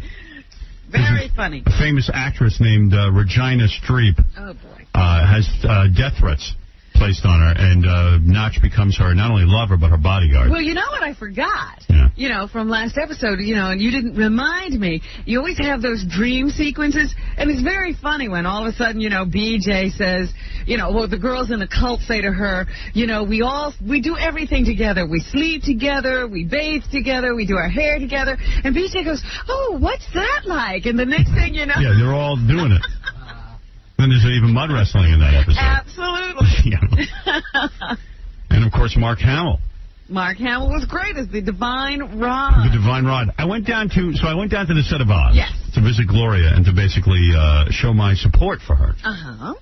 And she needed your support? No. Oh. But I just, it's nice when you have a friend and you go, if you show up at work, everyone really thinks you're cool if you show up at work and you have, famous friends. I see. So I went down to see Gloria. Plus, I love that show, and I met all the guys. I got to tell you, I also watched an episode of Oz last night. Yeah. And it's getting so scary. Yeah. But then, and I'm afraid to keep watching, but then as the show ends, I'm going, oh, no, I can't wait till the next episode. Well, I met the dude that writes the show, Tom Fontana, who many people call a genius because his writing ability is scary. Has he been to prison? You know what? I don't think so. But you know what? Okay, I'll give you a bit of trivia that you might not know. I'm talking to this guy, Tom Fontana, and he writes every episode of Oz. Yes, he does. Pretty much. And he told me the way he writes is he takes one of the characters and he writes it all the way through for the whole season, one at a time. I wondered about that. And then they just chop them up into episodes. Right, because it always is in little segments, like you see what's going on with Beecher, you see what's going on with O'Reilly. But he knows, and, in some shows they don't even know, the writers themselves don't know what's going to happen. Going, yeah. He's got the whole arc written out. So I was, talking to him about writing and stuff because, after all, I am a fellow writer. I wrote 2 books. Right. I'm talking. It's an amazing show. But in the opening of that show, you see one of the prisoners getting tattooed the word Oz into his skin? Uh-huh. I know who that is. It's Tom Fontana. That's right. And he has the Oz tattoo. It's a real tattoo. He got that tattoo and let them film it for the opening of the show. And they had to keep reshooting it, so he was bleeding like a pig. Right. I heard all about that. And did you know that Oz has the largest cast in television? I believe it, because as I'm walking around, I'm going, man, there's that guy, there's that guy, there's that guy. And I realized, oh, my God, they got so many characters on this show. Yeah, I went to the premiere episode, and they said, they wanted the cast to stand up. That was the entire audience in this huge auditorium. They have such a large cast. I saw all the black guys, but they really look like prisoners. Those guys, they look scary. And then the biker guys, they look like prisoners. And then there's this one biker who has hair that comes out right under his eye. Yeah, and then Chuck Zito, I ran into him. Yeah.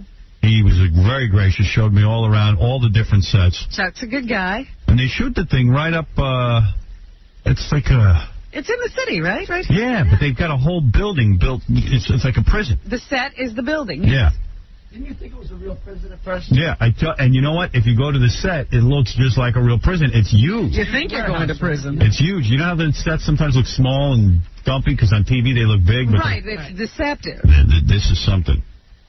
So I met everybody. What a show. Met all the guys. And a woman directs a couple of episodes, huh? Well, Gloria, this is her first episode that she's directing. Very, very talented director. And I think her episode of Son of the Beach is next week, but I'm not sure. She's done 2 Son of the Beaches, huh? Yeah, I lose track. Anyway, so 2 shows to look for, Son of the Beach and Oz.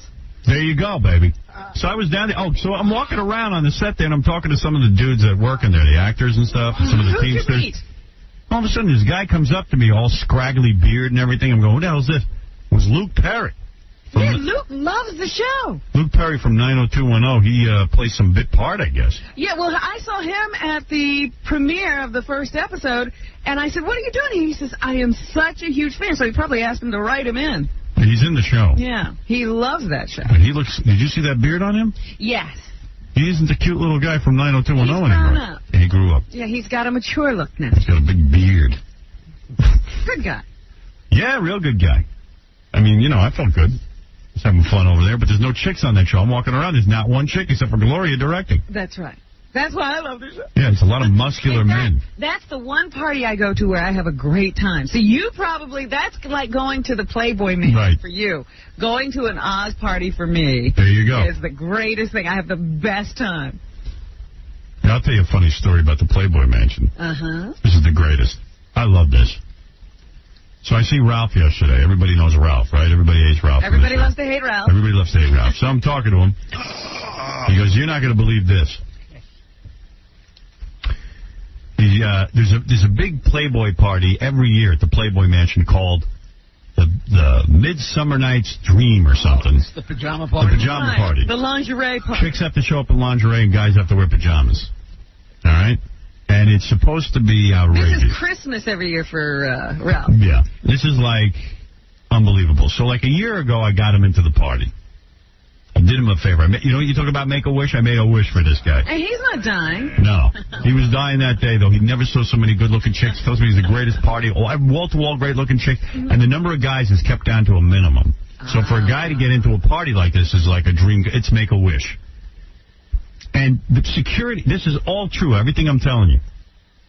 In order to get into this party, if you're not so famous, they let famous dudes in because they want to take pictures of them and put it in Playboy magazine. Right, and they want people to talk about the party and write about it. And that's why I won't go. I wouldn't go because there's a guy walking around with a camera, so then you end up looking like, some desperate dude at some party trying to meet lingerie chicks. You may be that, but you don't want to look at it. Yeah, exactly. No, how about this? I am that, and I don't want to be seen as that. All right? I don't want to be seen running around. I want to be seen for what I am. Right, exactly. Thank you. I don't want it on film. I don't know. I find that embarrassing. Yeah, what's up, Baba Boo? Hi. I know you're about to talk about how hard it is to get into these parties and stuff. Yeah, let me talk about it. No, I was going to tell a story about someone. There's a guy who's like, he's a minor celebrity. Nobody, Well, who is it? I'm not going to say the guy's name, but he's like a minor celebrity. And he went to a party at the Playboy Mansion, and, they made him go through this whole thing, and then they asked, he wanted to know, could he bring somebody? And they go, well, this is his first one. I see you're going to ruin my story. You're ruining it. This is where I was going. Oh. This is where I'm going. Okay, I didn't know. I was trying to help. They asked the guy to send over a photograph of the person, right? Right. That's what story you're going to tell? No, they just said to the guy, this is your first party. We'll see how it goes. And then in the future, we'll let you know if you can come +1. But they only let him go alone. All right, okay, so that's a different story than I was going to tell. Who was it, Eric Estrada? No. Give us a name. Give us a name. But that's how tight it is. In other words, so if you get it now, and then there's 2 levels of guys who get in. Girls, I guess, no problem. But even girls have a hard time getting in. Come on. But I'm going to tell you. They're playmates, don't they? No, they let good-looking girls in, but here's the deal. Let's say I call up and say I'm going to bring a girl. Mm-hmm. They say, please send her 8x10 headshot. The guys who run the party look it over. If they think she's good-looking enough, they let her into the party. But no uglies get into this party. Girls get rejected. Girls get rejected from the party. It's only good-looking chicks, and then they keep the number of guys down so that when you show up, it's tons of chicks. It is the world's most perfect party. What would you say the ratio of guys to girls 3 to 1. 3 to 1? Right. 3 girls to every guy. If you can't score there, you're not going to score anywhere. 3 girls to every guy. 3 girls for every guy. The Beach Boys knew about that. So, check this out. This is the whole story. Then there's 2 tiers, 2 levels of guys who get into the party. All right, what are the There are guys who can drive their cars right up to the door. And then there are drive in? And, drive in and have their car parked. Uh-huh. And then there are guys who get driven to a certain checkpoint. They have to get out of their cars and either walk up to the mansion or take a bus up to the mansion. Get bussed over. Yeah. And how do you know? I mean, what does that say about you? I don't know. But just listen to this story with Ralph. Wait a minute. I'm just saying, if you've got to be bussed over, what does that say? Okay, you want to know the truth? Yeah. Rick Rubin, big record producer, started Def Jam Records, worth about, what, $200 million? Yeah. He gets bussed over. Are you kidding? He can't drive up to the door. Rick Rubin. Wow. All right? Who gets to drive in? Well, listen to this. How many people are we talking about? I don't know. Let's listen to this story. Let me get to this story. So a year ago, I get Ralph into this party as a favor. Get him in. They thought I was showing up with him, I think. But anyway, he goes. Mm-hmm. Not only does he go, but they have subsequent parties, and guess what? Ralph gets called. He's on the. He gets called. He gets called for the parties. So Ralph's thinking he's a big shot. In fact, it's getting so out of hand. Wait a minute. He doesn't drive up. And drives up. Oh no! And drives up after the first party. Stop it. So somehow he worked his way, and he's got a friend named Hunter who's tied up with the organization. Right. So he Ralph, he had his friend inside. Ralph's thinking he's a real player. And Hef's his hero because this is the way a party is run, and he keeps people out, and that's the way it should be. The quality has to be kept up. Quality? Then how'd you get in? Hef this, Hef that, right? All right. And I even took him to meet Hef. Right. Did he say anything? No, he just said, "Oh, Mr. Hefner." And what did Hefner say? And I'm thinking Hef looks kind of like a douchebag in those pajamas, and Ralph's go, "That is great. Look at those pajamas. I would wear pajamas like that." I mean, it's unbelievable, the hero worship, right? So, listen to this. Hef could do no wrong. Right. So Ralph is going to all the parties. People are calling Ralph saying, "Hey, can you get me in?" Ralph is flying from New York to L.A. just for parties. Well, why not? They're talking about every hot chick on the planet. It's a mecca for hot chicks. But basically what we're saying is Ralph saves up so he can afford the ticket to get to the party. And according to the last party he went to, he tells me he got oral from some chick right at the Playboy Mansion. At the mansion. At the mansion. On the ground. On the grounds. This is what he's claiming. This is what he's claiming. That place should be shut down. So that's illegal. No, it's the guy's house. He's allowed to do it. You're allowed to have oral. Oh, please. That's no house. Anyway, things are going smashingly well, and now the big party is coming up. That's the Midsummer Night's Dream party. His big party. The pajama party. Yeah. And he keeps telling me, I'm going to L.A. He probably had the date circled on his calendar. Right. So he calls about a week ago. Because they hadn't called him. Right. This one's a big party, so you got to call. He calls and says he's interested in going. They call him back, and they say, no. You can't go, which I love, because what the hell is Ralph doing there anyway? How do they say no, though? Yeah. They just point blank said, listen, it is the hottest party of the year. No. Guest list very tight. The guest list is tight. Exactly. It's very crowded. And don't have room for you. Yeah, and Hef says, no more people, and blah, blah, blah, blah, blah. It's already booked. So all of a sudden, Ralph's like in a tailspin because he realizes he's no longer somebody, and it leveled him, because he even said, I was starting to think I was somebody. Like I was taking it for granted. And now, I can't get in. He was starting to think like he was in. So now he realized what a big deal it is. Now he's even wants some more. And he's saying, you know what? The fact that they threw me out shows you how great a party it is. Hef wants to keep the ratio of girls to guys, and also he goes, I'm nobody. That shows you how good it is that they throw people out. It ain't that good because you ever got in. Right. It's not a lot. You were taking the party down. Right. So anyway, they call him back 2 days later. Yeah. And they said, look, in all fairness, it is really crowded, but if you want, send us your picture. Oh. Send us your picture. This is how insulting is this? Send us your picture. So he goes, listen, I don't have an 8x10 picture. I'm not a model or anything. They go, just send us any picture. So he had pictures from the previous Playboy party with him running around the Playboy mansion. He sent them over to them. They called back, and they say, yes, we saw your pictures. You can't come. Oh. So now he's... Oh, man, now he's really been... Now he's really humiliated because they looked him over. Right. I mean, too before ugly. he was just anonymous. And now he's ugly. Now he's an ugly... Like, they should say Yeah, you don't look good enough. Yeah, now you don't look good enough to even come to the party. First you just couldn't come. Yeah.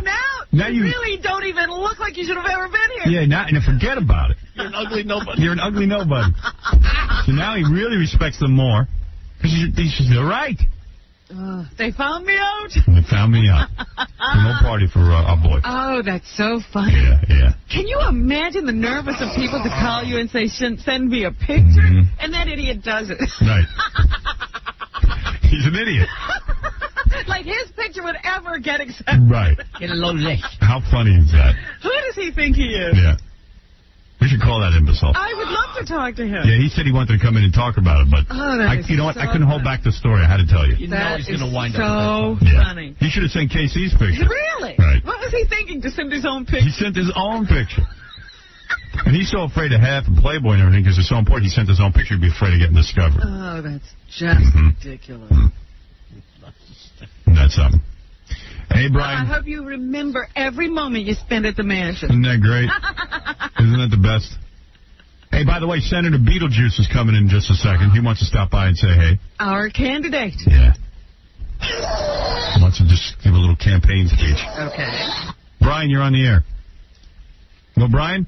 Okay. No, Brian. You can't come. Don't you love that story? I knew you'd love it. Mike, you're on the air. Mike.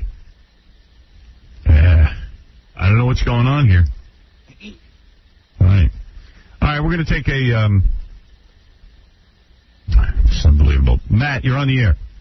Is this working? Maybe I'm hanging up on people for no reason. Matt.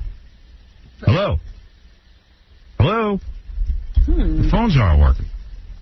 Let me take a look here. I don't know if people. I don't know what's going on. I'm hanging up on everyone now. Brian. Hello, Howard. Oh, there you go. So it is working. You didn't hit anything, did you? No. No. Hey, Howard. How you doing? Why couldn't I hear him before? I don't know. Did you hear Howard? I could hear Howard. Yes. Howard, I got a personal message. That guy from the Don't Make a Wish Foundation can dig another quarter out of his pants pocket. I don't know if he can. But what kind of a jerk actually wants to go out just because somebody didn't give him his prize out of his Cheerios and ruin it for other people? Yeah, well, listen, this guy's outrageous. It's more than outrageous. I mean, this person, deep-seated, this person's a nut job, and I hope he hears. All right, well, he probably is listening. Thank you. Yeah, take it easy. All right.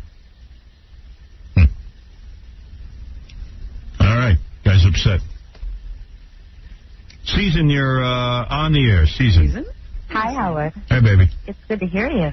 Good to hear you, too. What can I do for you? Well, first of all, I would like to say there's a lot of female haters out there. If you feel comfortable and are fit and lovely inside, why worry about if a girl takes off her clothes or strips or is a prostitute? I don't even know what we're talking about, baby. Yeah, we missed the subject here. Honey, I think you're on another debate that I don't even know about. I've been holding for so long. I was on the debate that you were on about 20 minutes ago. All right, well, honey, what can I do for you now? Well, first of all, I would like to ask you, you seem much happier since you separated from your wife. Have you been getting any? Again with that? We already had that discussion this morning. I went through a whole thing with Robin, a half hour on what I'm getting. Come on. I can't keep doing the same bit. Oh, here's Ralph. I don't think you're getting anything because you pushed me on your bed last night. Oh, that was a joke. What's the matter with you? You two spend an awful lot of time playing at not getting together. Yeah, frolicking. You know, I bring him stripping each other. I bring him into the bedroom to show him something. Sleeping with each other. I put some new colorful pillows on my bed, and right away he... watching movies in bed together. I accidentally pushed him onto the bed, and then he fell on his back, and then I go in the other room to answer the phone. I come in, he's naked on my bed. Oh, yeah, it's a joke. That's funny. This guy. What? Good stuff. Yeah, you can't go to a Playboy party, so you're stripping for Howard? Yeah. He's in my bedroom naked. He's going to give it to you so you get in. I had to throw myself at him. He had his underpants on. I go, what kind of joke is this? That's a joke when a girl does it. I threw him out of the house, I'll tell you that.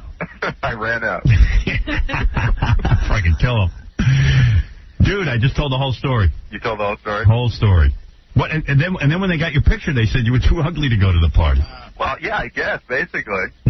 Just what do they say to you, though? You know, you can't play messages on the air, can you, unless people say it's okay. You got to have their permission. Oh, you got messages? Yeah. You know, maybe they'll say it's okay and I can play them next week or something. All right. Because I have the one. That first they call me and they tell me that, because I called to check into the party because I've been getting invitations for, like, all these parties, you know? And they forgot you on this one. So I'm like, well, maybe I just didn't get it yet. Let me call and check. And they said, no, you're not on the list, but we'll put in a request. They call me back. They say, no. Then they call back again, and they go, well, there was a mistake. Maybe we can get you in. You have to send, we were looking for a picture. We can't find a picture of you. Can you send a photo? I'm like, well, I don't have any pictures, you know? Like, what do you mean a photo? So like a chick. What's that? Like a chick. Audition. Yeah. I've heard about this, and I was, like, laughing about it. I should have sent a picture of Brad Pitt and just, like, drawn in a mustache or something. Should have sent the picture of KC. Yeah. You sent them the picture. What were you doing in the picture? I just sent some pictures that I had from some of these other parties there. You know, I figured, whatever. I don't know. So, I think in the pictures it looked like I was having too much fun. They thought, you know what, this guy has enough fun here. Forget him. So then I got a call and they said words to the effect that, we've got Mr. Hefner can't fit anybody else in, or we've got such a great response for the party. Meanwhile, Hef's almost a corpse. You can imagine. He gets in. You know what? If he didn't own the mansion, he couldn't get into the party. Of course not. Howard, we have a really good relationship with the people of Playboy. I'm thinking maybe I'll call over there and see if I can't get someone to come on the air and explain the process. And great. Specifically what happened with Ralph. Ralph actually admires them even more because he... now I really want to go. And somebody was telling me that the last party I was to, right? All these, they're great parties. Last time I was at this party, four or five girls are complaining to me that there's not enough guys there. There's too many girls. I mean, what kind of party do you go where girls are complaining like that? I know. Hey, and you received oral sex at the mansion, right? Hey, now. Yeah, he got it. Ralph, do you mind if I ask you where? Because I know the layout. I'd be curious where that happened. It was in one of these wait, you're not telling the story. He's walking around there. He meets some chick. Right? With a guy. Who's with a guy. She's there with a guy. That's a tough move. And she's like a playmate type, right? I don't know I don't know who or what she was. I really didn't interview her, you know. All right. But she was hot. Yeah, she was hot. Are you sure? Because you've been telling me Ralph at these clubs really glums onto anything that's available. That's true. I'm a little shocked by what he glums onto. Mr. Specification. Yeah, but I'm not saying. I took him to spa the other night, and I took you to spa. Shut up! You didn't take me. All right, so okay, right. But I understand. Dude, you would have been out on the street if I didn't go. Then this chick's rubbing her ass into me.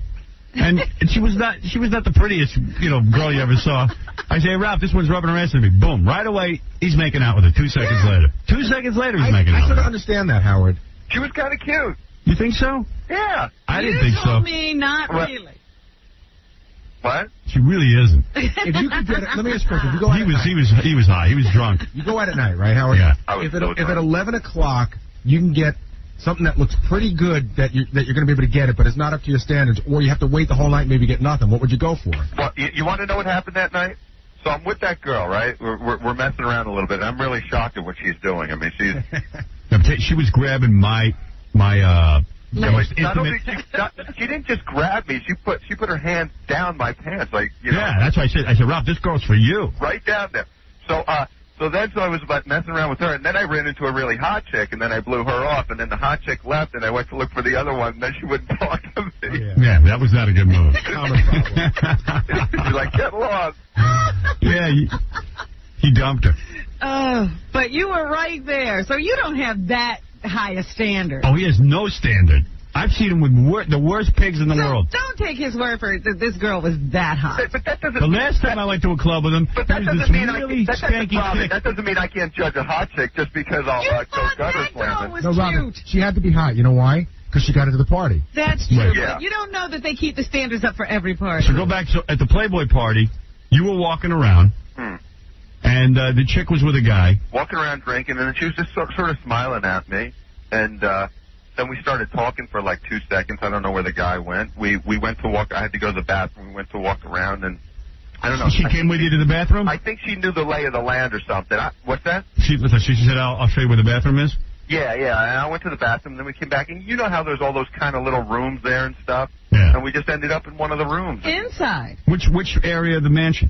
By the pool, you mean? Yeah. Back by the... There's a grotto, and then there's a room, Howard, where you go in and there's a couple of bathrooms, and then there's a couple of bedrooms, and there's a... I saw that area. Is that the area? Yeah, but apparently... And those rooms were built for sex. Yes. Yeah, but and you who weren't knows supposed how to... much has gone on? They even have like Playboys and porno in there. No, when you go in, like in the bathroom, right, Howard, there's not only is there like your regular stuff, there's like toothpaste and deodorant, but there's a KY jelly. Oh, my and God. It's all laid out on the condoms. Anything you might need. They got like little futons that you lay down and bang your chicks on, and they got KY and all that kind of stuff. In case you got there's some rough. Yeah, it's like a hotel except it's sex stuff. Yeah. So what happened? Tell everyone what happened. So you were getting the oral from the chick. Yeah, and then somebody, I think they like monitor everything because... Yeah, the cameras everywhere. Yeah, because then somebody starts banging on the door, and I thought it was like her boyfriend or something. I freaked out, and it was like one of the security guys from the... Yeah, so how did he know you were in there? I don't know. Yeah, maybe he saw us go in or something. I don't know, but she was dragging me around. She knew where she was going and what she was doing. They got to have cameras in those rooms. They do. And what did the security guard do? Throw you out? No, he just said, you can't be in here. They don't care. They're not going to give you a hard time. They're just going to move you along or something. You should have been over in the garden. Is a better place. Yeah. A friend of mine. Garden. Yeah, you could feed like the flowers. Dog, out there I was there with a friend a few weeks ago, and he ended up in the garden. Dude, at this Midsummer Night's party, the whole thing is like a garden. I mean, the whole thing is like tented off. You don't have to go outside. You don't want to go outside. That's well, keep your memories. Yeah, you should have appreciated it while you had it. Yeah, I know. I was taking it for granted because I was getting invited to all these parties. And I figure, okay. You're one of the insiders. Yeah, no big deal. They're inviting me. What are we going to have to do on that night? Go out with you and cheer you up because you're not there? I've got a lot more respect for the Playboy organization now hearing this because I was like, hey, if they're letting Ralph in, they're letting everyone in. Well, there was even one time he called us and he told us he took some girl back to her place or his place. That was that party. That was this party that I was trying to go to this year. Was that the same girl or a different girl? No, it was a different girl. That was the oral sex party. I mean, that was the greatest party I was ever to. Yeah, he worships her. Look at the bright side. That's the best, man. People never get to go. You've been. You've been, man. You've been. You snuck in. I know. I have some nice memories. Yep, you're right. All right, dude. Memories like that. No. Hey, Raymond, you're on the air. What is it? Hello. Yeah. Yo, man, there's a rumor that your wife actually caught you and Ralph fooling around. Is that true? Yes. Yeah, it was just fooling. It wasn't really anything. Yeah, it was just anal. Yeah. Every 3 or 4 months, you guys are talking about. Yeah, I was drunk and I woke up, my butt hurt. You didn't realize. All socked up. All right, Raymond, thanks. Strong pina colada, huh? Yeah, baby. All right, later, Ralph. All right, Ralph, I got to go. Yeah, man. All right, man, that's Ralph. All right, we got to take a break. Then we'll meet Senator Beetlejuice. Also, Dave Chappelle's going to stop by and play the gossip game with us and a whole bunch of other stuff, too, right after these words. I'm Molly Culver. I'm Pamela Anderson. And I'm Natalie Rattan. Hi, we're Pam Anderson's friends. No matter what you achieve in your life, you'll never have a girl as pretty as Pam. But if you're quick, you will have the next 5 seconds to pleasure yourself to their lovely voices. Howard Stern. That was brilliant. That's the closest you'll ever come to being with Pam. Yeah, right. Now clean yourself up, pig. You're listening to The Pig of Pigs. Howard rocks. Soon to the Howard Stern Radio Network. Would you ask that bitch what I supposedly did? Jackie the Joke Man Martling versus Her Royal Highness Wildest, Robin Quivers. I didn't work on it. I do have to admit I prefer it. They're ready to settle their differences the only way they know how. So what's the problem? So used to it now. With their fists. Morning and Quivers. Why is there a problem then? Coming soon to a radio near you. Yeah, right. It's personal. Right. See, he wishes you drowned in that pool. I know. Right? Hey, I don't know when, but very soon, Tuvok. Guys, I'm doing a show, aren't I? Yeah, just trying to do it over this. Oh. What is that? It's Red Hot Chili Peppers. Is it coming through my headphones, or is it coming through your speaker? That's coming through the headphones. That's the way the sound is. Well, that's weird. You guys hear that? All right, get that thing off. It's freaking me out. All right, in a couple of weeks. Studio's haunted. Yeah. And I don't know when exactly this is all scheduled. Maybe he could answer this. But, we have a band called The Losers that will challenge any celebrity band. And the guy who plays the Vulcan on Star Trek, Tuvok, put out an album. His name is Tim Russ. And he's accepted our challenge. I can't believe it. Crazy. He's on the phone right now. Tim Russ. Yeah, this is Tim Russ. Oh, I sense some attitude. Cocky, are we? Vulcans are not supposed to be emotional. Attitude. Normally I'm a pretty easygoing guy, normally, right. Except that when I am challenged. And in this particular case, I want you to know that this is war. Wow. And good. We're going to come there. We're going to be stealthy. And we're going to bring the weapons. Uh-oh. What are you bringing? Well, that's going to be something everybody's going to find out. But I'm telling you right now, we're going to be there. You're bringing your whole band? I'm bringing the whole band out there. Well, let me tell you something, Mr. Vulcan. Yeah. I'm getting scared. Your ass will be kicked in Battle of the Bands. My ass will be kicked in the Battle of the Bands. I've heard your music. Let me tell you something, Howard. You have heard of the Thriller in Manila. Yes. This is going to be the grapple in the apple. Right. This is going to be gritty in the city. You really think you're going to beat us? Different than your music. His music is so calm. This is going to be the showdown in Yo Town.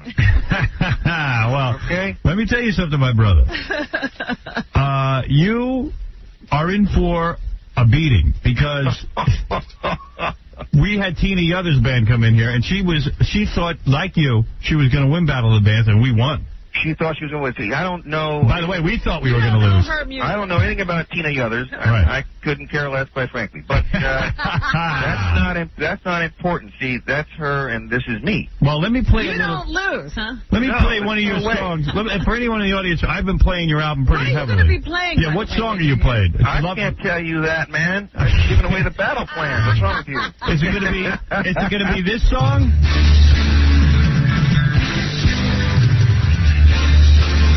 Yeah, it could be. Could be. It could be. This intro's a little self-important, isn't it? Well, it's flash, man. That's what's happening. That's the way I put the two together. But that's not, I got 11 songs. Spending a lifetime inside of a room, changing the whole world. Who do you think you are, John Denver? This just doesn't sound like a fighter to me. This ain't fight music. Yeah, there are 11 tunes on there. We could win without playing. There are 11 songs on there. I'm going to tell you something. Yeah. Bobby Goldsboro Jr. Oh. Listen to me. I'm going to tell you something right now. I am prepared. I don't even know what song I'm playing. Yeah, what's the name of your band, by the way? The Losers. The Losers. Probably an appropriate name. That's basically where you're going to be, is in the losing column. Well, there are 11 tunes on the CD. They are all pretty different. That's true. Therefore, you will have to wait and find out. My prediction is you will perform this song, the following song. All right, let me see. Wait, that's not even the one I predict. Here's the one I'm banking on you doing. This is the one. I've listened to the whole album. This is the one you know you can beat, huh? Yeah. All right. As open as I'd like to be, not a poet like Bobby. By the the way, we've listened to this song 5 times. We still don't know what you're singing about. I got to ask you a question about this. Wait. At least you can understand the words. No, that's for sure. But I don't think you have to understand the meaning of a song to win. Yeah, you got to be able to at least understand the words. Well, like your character on Star Trek, this music has no emotion. My music has tons of emotion, and I will beat you. Look, Howard. I will beat you. Unlike others, whether it's Tina or anybody else, I've got a gig out here. I mean, actually working for a living. I've got gigs we're playing out here. Well, that's true. You actually get booked. We're at the Mint. We're at the Whiskey. We're going to be busy here for the next couple of weeks. Just before we come out there, it's going to be all over. As a matter of fact, the date I believe is the 18th. The 18th. Yeah. Where will you be playing? I'll give you a plug. I'm not. No, I'm talking about 18th. Oh, here. That's going to be your downfall. Well, wait a minute. It sounds like they have actually practiced. Oh, that's all right. We don't need to practice. We don't have to. No. Have you ever heard my band? As a matter of fact, I haven't. But let me play. I'm going to make you crap your pants right now. Fred, get me the tape of when I beat Tina Yothers with my incredible song. What song did I do? You might not get on the plane after you. Let me tell you something. I took a hard song. I took Court of the Crimson King and did my version of it. And let me tell you something. We won hands down, 3-0. Play Tuvok a little. All right. Listen to this.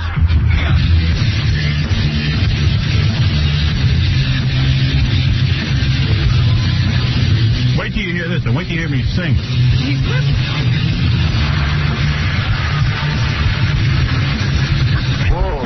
Oh my. Hold it, it gets better. Oh my goodness. You're quaking in your boots. Oh boy.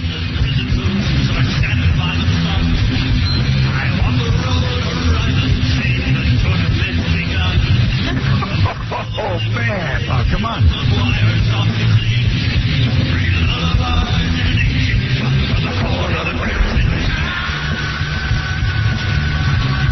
That rocks, dude. Oh, boy. And Jackie Martling plays the gong. Wait a minute. I got to get the art police on you guys, man. We won. Fair and square. Well, you I got to call the art police. You know what, Tim? He lulls people into false confidence, I think. Yeah, dude, I got to call the art police on that, man. I'm not sure. Are they using that kind of stuff to communicate with aliens in space? No, I'm actually thinking of doing Norman Greenbaum's Spirit in the Sky. I got a funked up version of that. You got a funked up version of that? Yes, I do. All right, okay, tell you what, I want to hear that funked up. I want to do that funked up version. You're going to hear it, pal. I want to hear it. Now, I will. On the 18th, I will beat your crummy band. I will teach all these celebrity bands a lesson. Just because you have a TV career doesn't mean you could have a singing career. And like Mr. Spock before you. All these guys say, I've always been into music. And by the way, I've been playing. Look, what's your story? And by the way, in point of fact, I've been playing music for 25 plus years. I've got 3 guitars. I will be playing guitar and singing. Well, you better practice for another 25 years. Another 25 to beat that. I don't have to practice at all. I don't know, man. I could. I got your number, dude. You got my number, huh? You're like, first of all, it's very unusual to hear a black guy doing country. The only guy I know doing that is Charlie Pride. Yeah, I don't remember any country twanging on that CD. It's a little country. Yeah, I know it don't sound like country to me. Where'd you grow up? If you play the whole song. Did you grow up in a white neighborhood?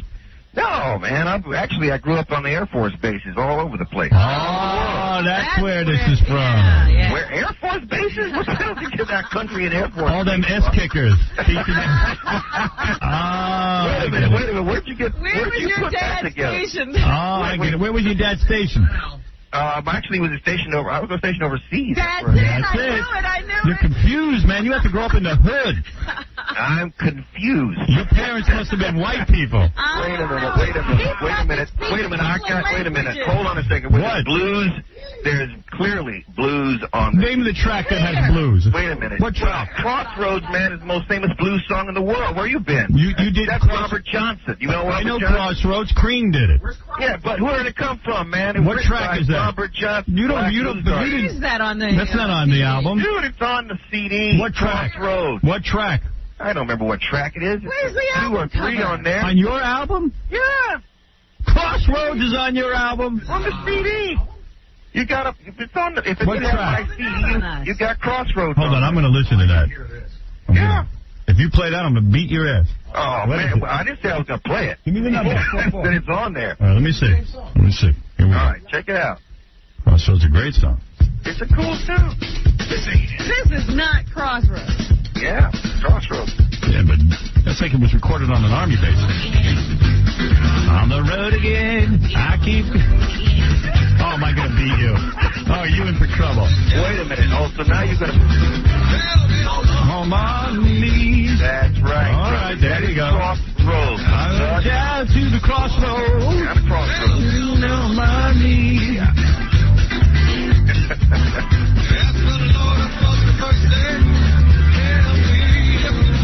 Oh, am I going to beat you? Now, you know what? I'm going to tie. I'm going to tie. Sound like that. I don't let call that song being country. On the 18th, I'm going to tie my hands behind my back and beat you with my foot. Oh man. Right? I do love it. Hey, what's your story?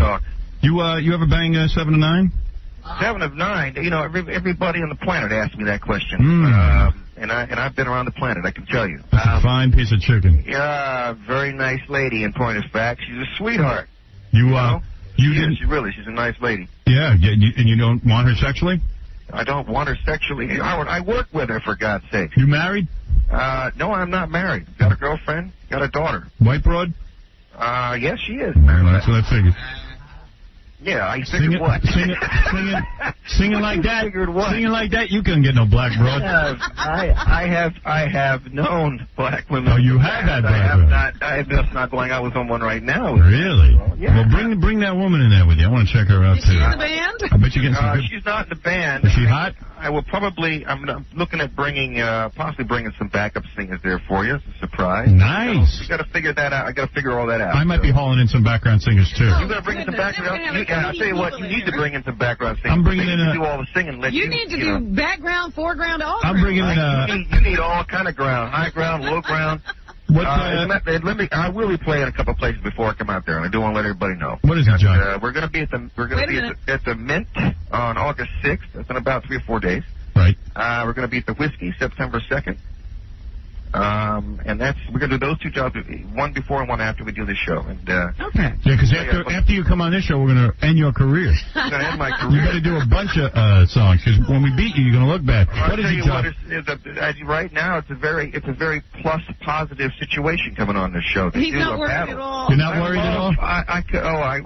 We rise to the challenges. You will. All right, well, we'll see. I'm ready for you. What is it, John? I want to beg Commander Tulok, please don't end Voyager, please. I don't think it's up to him. If it goes away, you call him Commander Tuvok? He's Commander. He is a commander. That is true. Hey man, you know what? I have no power over any of that stuff at all. Whoever you can talk to, you got to beg. Are they ending? I heard they're ending it. This is the last season. By the way, the show is fabulous. You know, we'll have to talk about getting you on there, Howard. Yes, I need to be an alien. Why not, man? You can come in here at 4 in the morning, put all that makeup on. Can I play my music? Yeah. Well, I'll tell you what. It sounds as though it came from somewhere outer space. Maybe they're ending it so you guys can start doing some movies like the other Star Trek people. That would be nice. You get some real change. Well, we can actually keep working on this. Yeah, because I heard they're stiffing you. I'm going to be done here in about another year. I heard they don't pay you that much on that show. The pay is fairly decent. It isn't what Seinfeld's folks make. You making more than $2,000 an episode? $2,000? Yeah, we make more than that. Oh, yeah. A Voyager movie would be great. I mean, like, it would rake in so much. But I'd rather stay on TV every week. See what happens. See, the problem is if you come home, if you bring us home, then it does change the show, doesn't it? How's that female captain's body, Kate Mulgrew? Kate Mulgrew is slim and trim, lean and mean. Anybody banging her? Jerry Ryan, he says he's not banging. Jerry Ryan. He's got a girlfriend. He's not banging anybody. Who knows what this girlfriend is? Yeah, he might be sick of her. I've got a girlfriend. No, I work with all these guys. You got a big wiener? Do I have a what? Big wiener. You're going to see how big it is when I get there. Really? Okay. Oh my goodness. Commander. Commander. That's right. That's right. That's right. Vinny Pavali, you're on the air. What is it? Howard, does this guy write his own music? Yes. Well, some songs he writes himself, and then some songs he has written with other people, and then and then he does cover versions as well. The first one that you played of his, the opening is a ripoff from Kansas's Point of No Return. Oh. Kansas's Point of No Return. You never heard that, Don't insult Kansas. Check it out. Wait a minute. Go to music school, man. I got you music from that, so I love it. No return. Bring in Kansas at the point of no return. I'll check that out. It's a plagiarism suit. Oh, get out. I kind of like Point of No Return. I don't think... Yeah, you rewrote it. Oh, get out of here, Vinny. I'll take care of Commander Tuvok when I get him on the show. Paul, you're on the air. No, Ralph. Oh, Ralph, what do you want? Oh, Ralph, what are you doing back here? Yeah. This is the reject from the Playboy Mix. That music was horrible. Shatner laughs at that. Oh, come on. I'm going to beat him, and that'll be the end of it. Howard, are you going to make him wear the rubber ears when he comes in? Yes, if he loses. Hey, I bet you he could get into that Playboy party, Ralph. Yeah, Tim, let me tell you something. I think he could. I bet he could. Tim, if you lose, you got to put on the rubber ears. If I lose, I got to put on the rubber ears. No problem. And if I lose, if you lose, you got to put on the rubber schlong. All right, Tim. I'm ready for you. Okay, I'm All ready right, for you come in here on the 18th, I'm going to kick your ass. All right, man, I'll be there. All right, take care. Bye-bye. Look forward to meeting you. Okay, bye-bye. That's Tim Russ. I'm going to have to beat his ass on the 18th. Ralph, before you call in, send us a picture. Well, we got to beat that guy. He's way too confident. Well, I don't know how you're going to beat him. What are you talking about? You're not rehearsing. What are you talking about? You're not rehearsing. We're gonna get. Hey, you haven't picked a song. Hey, you guys want to do a rehearsal like outside of here? I got an idea. First, let's figure out what song we're playing. Well, I thought Norman Greenbaum, but what do you guys say? I thought you had soured on that as of the other day. I don't hear any better suggestion. When I go to the spirit in the sky. Did you do a arrangement of that? I got something. Let me hear what you got in mind. Okay. Play it for me. It's not, like I say, it's... I want a hard rock See, version. now you're doing all this stuff off the air. Oh, my God. What is this?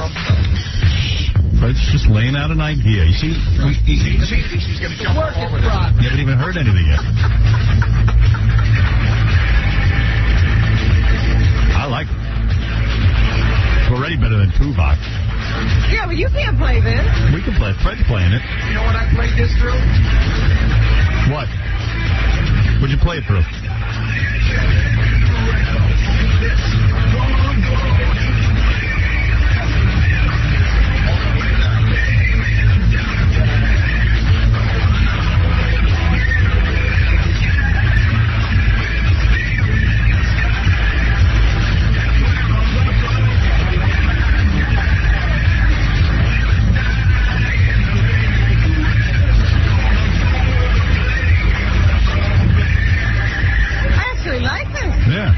Where were you born, on Earth? What happened? No more? That's all I got so far. But you'll never be able to do that. Sure I could. Yeah, yes I could. Robin, I did the whole thing with this. In fact, I'll do it better. All right, go. When I go to the spirit in the sky. Voice through a thingy. No. I'm not talking about that. Go ahead. Do it. Try. Oh, thank you. And then we can get some background singers to help out on the spirit. See, she was ready to knock your version, and it turned out to be good. See, I think with background singers, that guy can just stay home. It's going to be good. We'll have a rehearsal. Do you guys want to have a rehearsal outside of here? I would. Or we what are you taking this seriously? Yeah, I don't want to lose to Tuvok. Because I was ready. You're too funny. The first time I thought we were going to lose, and then we won. Now I feel like we could win. Serious. Yeah, I know we can win. Yeah, because you listened to that version of, was that bad? That you did in here. What was that you were singing? Court of the Crimson King. Yes. Yeah. Oh, it was terrible. It was still good enough to win. I don't know what those people heard that day. Yeah, we'll see. Whole new set of judges. You never know what can happen. Why don't we put together 5 songs and see which one goes best? All right, that's what we'll do. When are you going to do that? I don't know. What's today, Friday? Yeah. Oh, good. Hey, where's Beetlejuice? He's out there. Hey, bring him in. Senator Beetlejuice. This guy's running. Beetlejuice playing video games. Beetlejuice is playing? This guy's really running for senator. Come on in, Beetlejuice. You look great. Got a beanie and Cecil hat on. Love the Beetlejuice. He's got a confident walk. Like he could win. He might win if enough people write him in. Good to see you, Beetlejuice. Senator. Wow. Is it catching on, this senator for Beetlejuice thing? Yeah. Well, we had Beetlejuice go out and record a TV commercial. Mm-hmm. I can only play you the sound, obviously, because this stupid program doesn't have any pictures. But Beetlejuice went out and recorded a spot, and we're trying to buy time. Really? On, like, the Letterman show and stuff. Oh, my goodness. You're taking this seriously. I am. I'm behind him. I'm voting for him. I'm voting for you. Thank you. You know would what? really like to serve. Yeah. Yeah, he's serious about it. In fact, he's not even drinking this morning. I think he's sobered up for this campaign of his. Did you drink this morning? Me? Yeah, that's one beer. One beer. Usually he has about a pack. Right. A six-pack. A six-pack by now. You only have one beer. Me? Yeah, I had a six-pack last night, though. Yeah. Should I play the people the commercial? Yeah. Okay, this is Senator Beetlejuice commercial, and I think it's very effective. Kind of long, but it makes its point. Hang in there. Wondering who to vote for in the New York Senate? I'm Beetlejuice, baby. That's right, Beetlejuice. Beetlejuice for Santa. Beetlejuice for Santa. A pint-sized, shrunken-head black man with a mission. I want to get hot with the woman. I'm a badass man. I got a big ass and I got a big ass penis. I'm 87 years old. I weigh 280 pounds. What made you die? His stance on abortion. I 24 hours a day, 11 days a week. I like abortion. It's good. It makes me horny with all these bitches. He has a great plan for a tax cut. I pay the people in New York $1 million. They pay $24 in taxes. I can pay it and I can get laid. I can tell you shit you never seen me do it before. His plan for the education system? Everybody go to school for 44 years. And what does Beetlejuice have to say to Rick Lazio and Hillary Clinton? I bury their ass. I beat the shit out of that asshole. Well, I can beat their ass and I can win, but I can still beat their ass and win. I'm the man with the plan. And finally, how does Senate candidate Beetlejuice feel about drugs? I do drugs every day. Kids can do drugs. Faggots can do drugs. Bitches and whores, they want to get drugs and get high. Hey, I got all the they want to do. Senator Beetlejuice, come to my office. I'll hook you right up. Here's some of the whack pack to show their support for Beetlejuice. No. Beetlejuice speaks the truth. You guys are far stalker. Beetlejuice! I support Beetlejuice because he would create a central program for people like me. He's a fight, son of a bitch! Beetlejuice! I like him. Yeah, baby. But wait, there are opponents of Beetlejuice. Here's Hank the Angry Drunken Dwarf and John the Stutterer. They shouldn't vote for Beetlejuice just because he exists. He's an idiot. He's an asshole. He's a scumbag. He's a faggot. He's a moron. He's a piece of shit. He's a lowlife. He's a big piece of trash. He's useless human. He's a f***ing asshole. He sucks. I won't vote for Beetlejuice because he's a small-headed,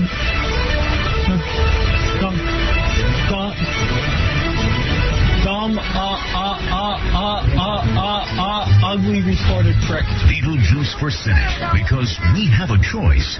Choose the black man with a little head. Brought to you by the Friends of Beetlejuice and the Crackhead Bob Foundation. Beetlejuice, baby! Beetlejuice! Shut up, Beetlejuice! And what's next for Beetlejuice if he wins the Senate race? I want the president, you motherfuckers! I want the president, you motherfuckers! All right, you want to be the president. Beetlejuice, what are you running for? President. No, right now. Beetlejuice president. Oh. I thought you were running for Senate. Yeah. You want to do that as well? Yeah. Yes. So how many senators are there? Oh, about 200. 200. That's pretty close. Hey, Beetlejuice, though, you are running for Senate. Then Hank the Dwarf. Is he a resident of New York State? Yeah. You live in New York, right? Yeah, I've been living in New York for 2 years. You have. All right. Howard, he doesn't live in New York. He doesn't? No. Where does he live? He lives in New Jersey. Oh. You can't run for Senate in New York. Sure he could. Sure I could. Sure he could. He's doing it. I was born in New York. You were born. He's Beetlejuice. He's Beetlejuice. Hillary isn't. If people write him in, it doesn't matter where he's from. Of course he can do that. All right, if you say so. Beetlejuice, that Hank, he says some nasty stuff on you, but that's you don't care about that. I don't believe a word he says anyway. I don't believe in either. What about John the Stutterer? How's he? I don't know why he's against Beetlejuice, but I'm for Beetlejuice. Well, I don't think so. I don't think you can handle me. I don't think so. Right. So, what are you doing in town? I don't even know. Just sitting laying low. Laying low. You got an appearance, I see. You'll be appearing at Horizons nightclub in Staten Island tonight. Yeah. And what do you do over there? Me? I go to nightclub. Right. And what do you do when you get there? When I get there? Well, we just go on the stage. We sing all day. All night. Yeah. What do you sing? Huh? Chili Peppers. Chili Peppers music? Yeah, we sing a little bit yeah. for us. What song do you sing? Oh, not much. Right. Sing something right now. Me? Yeah. Nah, I don't sing it here. Come on. You won't sing in here? Nah. Come on. Why not? I only sing it at the studio. That's about it. Right, you only sing there. Well, he's got to be loaded. Now, what happened? Someone told me you have a blonde beetle shaved onto your head. Yeah. Your hair is in the shape of a beetle? Yeah. Would you mind if I took a look at that? Yeah, sure. Sure, all right. Sure. All right, there goes Beetlejuice. He's got a beanie on of some kind with a propeller. And there it is. There's the beetle. Look at that. He's got a beetle on top of his head. That looks good. A beetle for Beetlejuice, I guess. Yeah, who does that for you? Huh? Who does that for you? Oh, the guy in New York. He's a hairline guy. Right. The what? Now, as senator, you know you're going to have to answer questions. Have you ever had... How can you tell that's a beetle? Yeah. It's a beetle. You can see it's a beetle. Yeah. It's a beetle on his head. It's, you're going to have to answer political questions if you run for... What? Whatever you want me to do. Yeah. Do you think you can handle a press conference? Oh, he could handle it. Let's give him a little test. You know, give him a press conference. Want me to ask him questions? Yeah. Beetlejuice, you want me to ask you questions so you can practice for your press conference? Yeah, whatever you want to do. All right, okay. I'm going to ask you a couple of simple questions. I bet you ask him some stuff about government. Yeah. All right, let me think. Like Beetlejuice, what do you think of the energy crisis? What do we should do about oil prices? Oil prices, we just put it down like $3.50. Right, $3.50, that's it. Just set a price. $3.50 a barrel? It's just $2.50 all gas a tank. Right. And that will be it. And then you'll be done. Yeah. Right. He's right, in a way. You just set a new price, and then no one will complain. What about welfare as opposed to workfare? Oh, welfare? Well, welfare is just like, it's like nursing homes, you know? That's the only thing they do is nursing homes. What? Old people. Yeah. You might need some help with that issue. Where you stand on equal rights for the women? Women? They had their own rights. Right. They have their own comments. I ain't worried about that. And who would you appoint to your staff? Who My do you want staff? to work with? Yeah. Who you work with? Well, I'll probably work with my friend Sean Woody. Sean Woody will be your staff? What about gun control? Gun control? Oh, don't worry about that. I got that under control. You do have that under control. How do you have that under control? Because I've been there. I've been in the Army. Oh, you have? You served in the military? That's good. Yeah. What war? War? Well, I've been in the war from 1972. Right. So that was what war? Well, that was... You ever in the Vietnam War? Yeah. You were. 2 years I've been there. What did you do? Me? They shot him out of a cannon. No. They didn't? What did you do in the war? Me? I shoot a lot of people. You did. You killed how many people? About 200. Chinamen? Yeah. Or was that our own people? Which people did you shoot? No. Right. People from China. Right. What about Social Security? How can we save it? Security? Yeah. Well, you got to have that as a sponsor, though. You know? Well, there it is. He has answered. I'm sold. You were involved with Desert Storm, right? Yeah, I've been there twice. Twice. Where is that? Desert Storm? Up in the mountain. Up in the mountain. He knows his stuff. This kid's ready. Yes. You're ready. Did you name the Prime Minister of Israel? Yeah, for 20 years. All right. Will you legalize gambling? Me? Yeah. Yeah. Well, I could get behind him. Yes, Doug. You know what's fun? When I was recording the bit with him, it took him at least 50, 60 takes each line. It's like, repeat after me. If you give him a line, you'll be amazed by how he interprets a line like a simple... What do you mean? What would you say to him? Say, Beetlejuice, say my name is... Say, I'm Beetlejuice. I'm Beetlejuice. Got it. Perfect. He did it perfect. No, but that he didn't get that right. It became, I'm the real... He just got it right. Give him another line. Give him another line. What kind of line do you want him to say? Say, I'm 6 foot tall and I'm 287 pounds. I weigh 280 pounds. I see. It was funny, but some of them just the variations. What came out was just amazing. Hey, I heard you auditioned for The Sopranos. Is that true? Sopranos? Yeah, 2 years. 2 years. What do you mean 2 So years? you went down to the big, they had a big audition or something where people lined up trying to get on The Sopranos for Yeah. people who looked Italian? Yeah. Yeah. You think you look Italian? Me? Yeah. Yeah. Well, you are a black man, though. Yeah, I've been in Thailand for 2 years. What? You've been He's been Italian for 2 years. Yeah. You can just choose to be Italian? Yeah. Oh, I didn't know that. Beetlejuice, Dave Chappelle's coming in here next. He's a comedian. I'm going to take a break, and then we're going to play the National Enquirer game. Do you want to play as well? Nah, I can sit here and watch. You want to sit and watch? That's right on. You like to watch? He's also a police officer, right? Yeah. Yeah. Where's your badge? There is his badge. It's right there. When did you join the force? Me? For 2 years. For 2 years you were on there. Everything's 2 years. Right. He's been Italian for 2 years. He's on the force for 2 years. Yeah. You work undercover? Oh, at least. At least like something, that. yeah. What kind of cases do you work? Huh? Bunko, Vice, what do you work? No, I just do undercover stuff. Undercover stuff. Overcover. Overcover. Right. Well, anyway. Oh, is it drug dealers? Yeah. Yeah. Like that. Miami Vice in the house? Everybody loves Beetlejuice. Tom, you're on the air with Beetlejuice. Who, me? Yeah. Who, me? What's up, Beetlejuice? You are the bomb, dude. Thanks, man. Don't vote for him. Beetlejuice, you got an open invitation to come down to Phoenix any day and smoke mad weed. Sure I do, bro. You're the Anytime you want me to, I'll come down. You smoke weed, right? I would have you on every Yeah, a little bit. You smoke a little weed? You don't do coke and stuff like that, do you? No. No.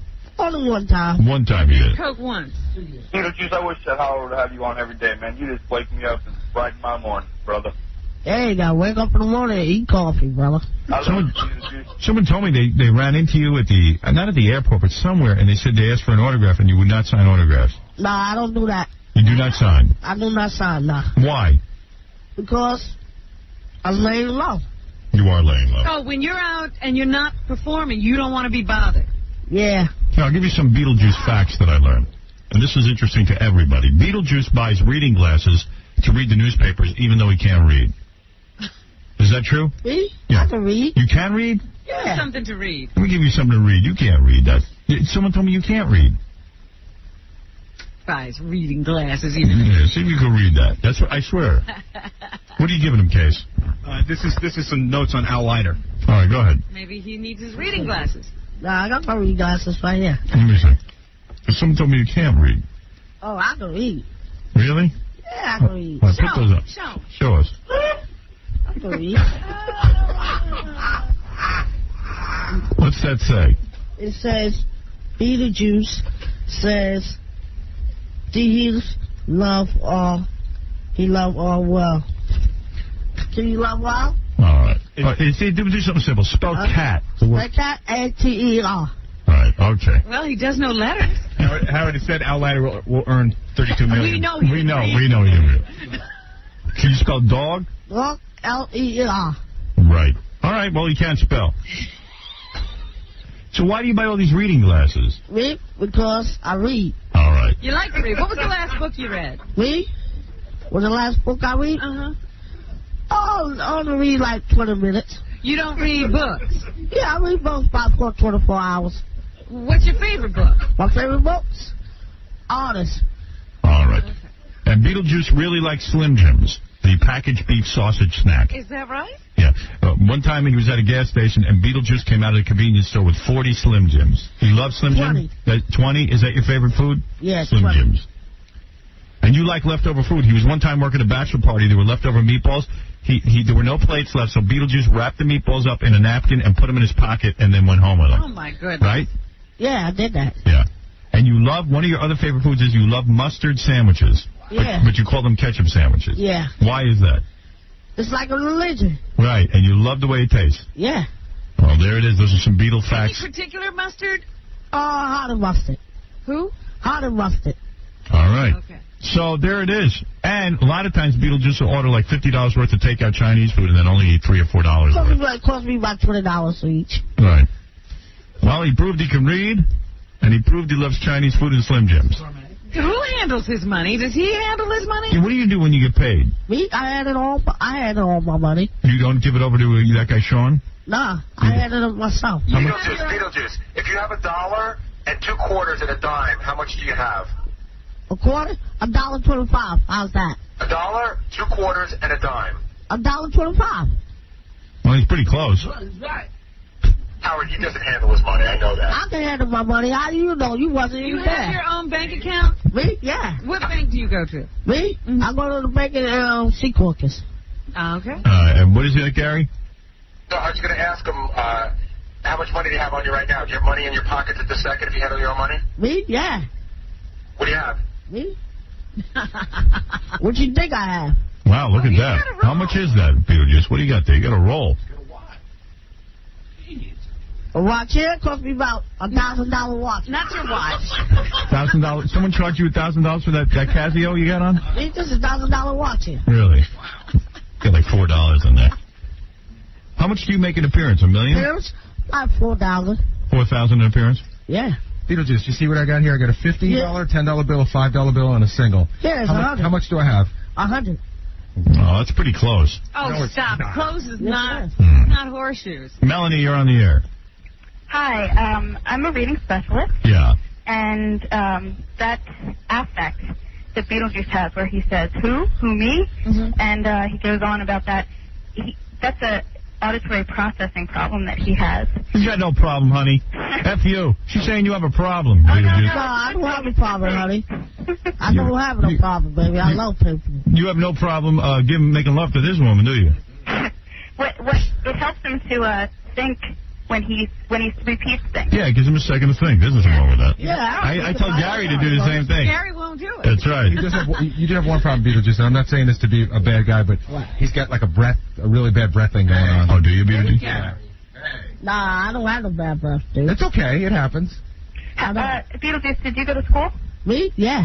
How far did you get in school? Me? I went to college for 2 years. Oh. You did go to college. What college? Huh? Snyder.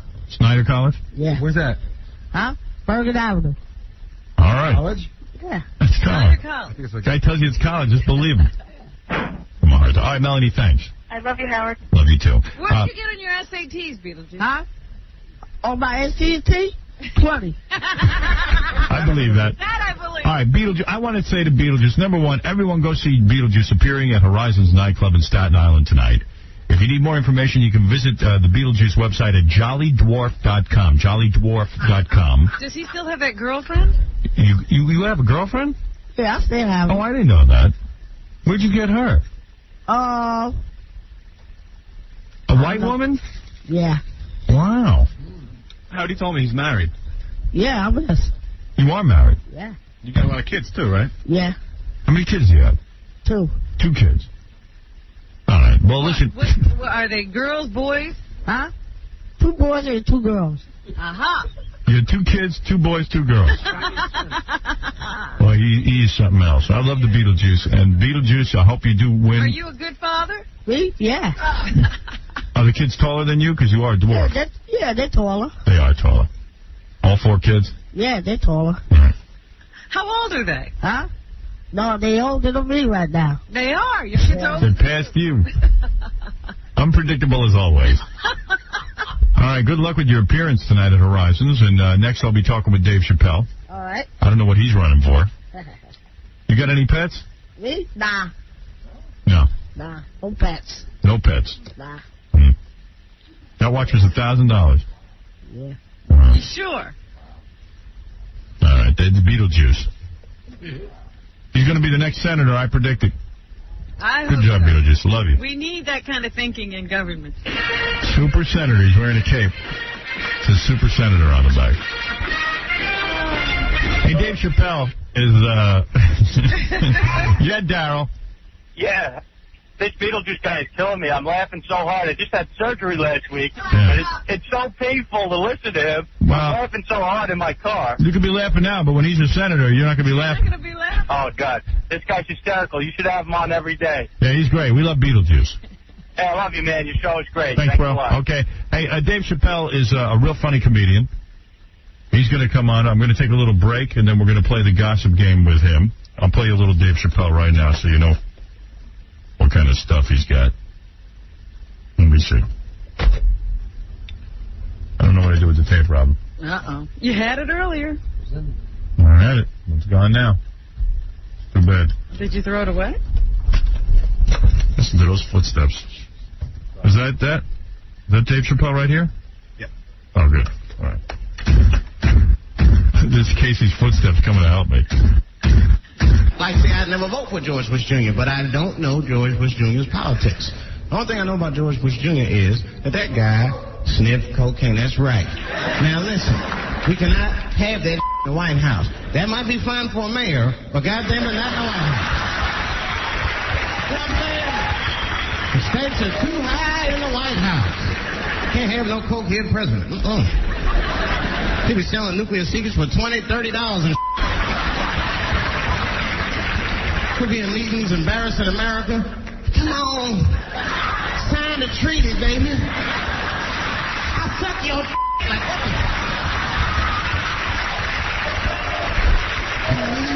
like Mr. President, that is not how we do business here, sir. Stop sucking the ambassadors. No, let him finish. I will sign the treaty. There will be peace in Israel finally. Dave Chappelle is here. He's a real funny comic. And he's going to play the National Enquirer thing, you know, where, whatever we call it. What do we call the game? I change it every week. Gossip game, that's it.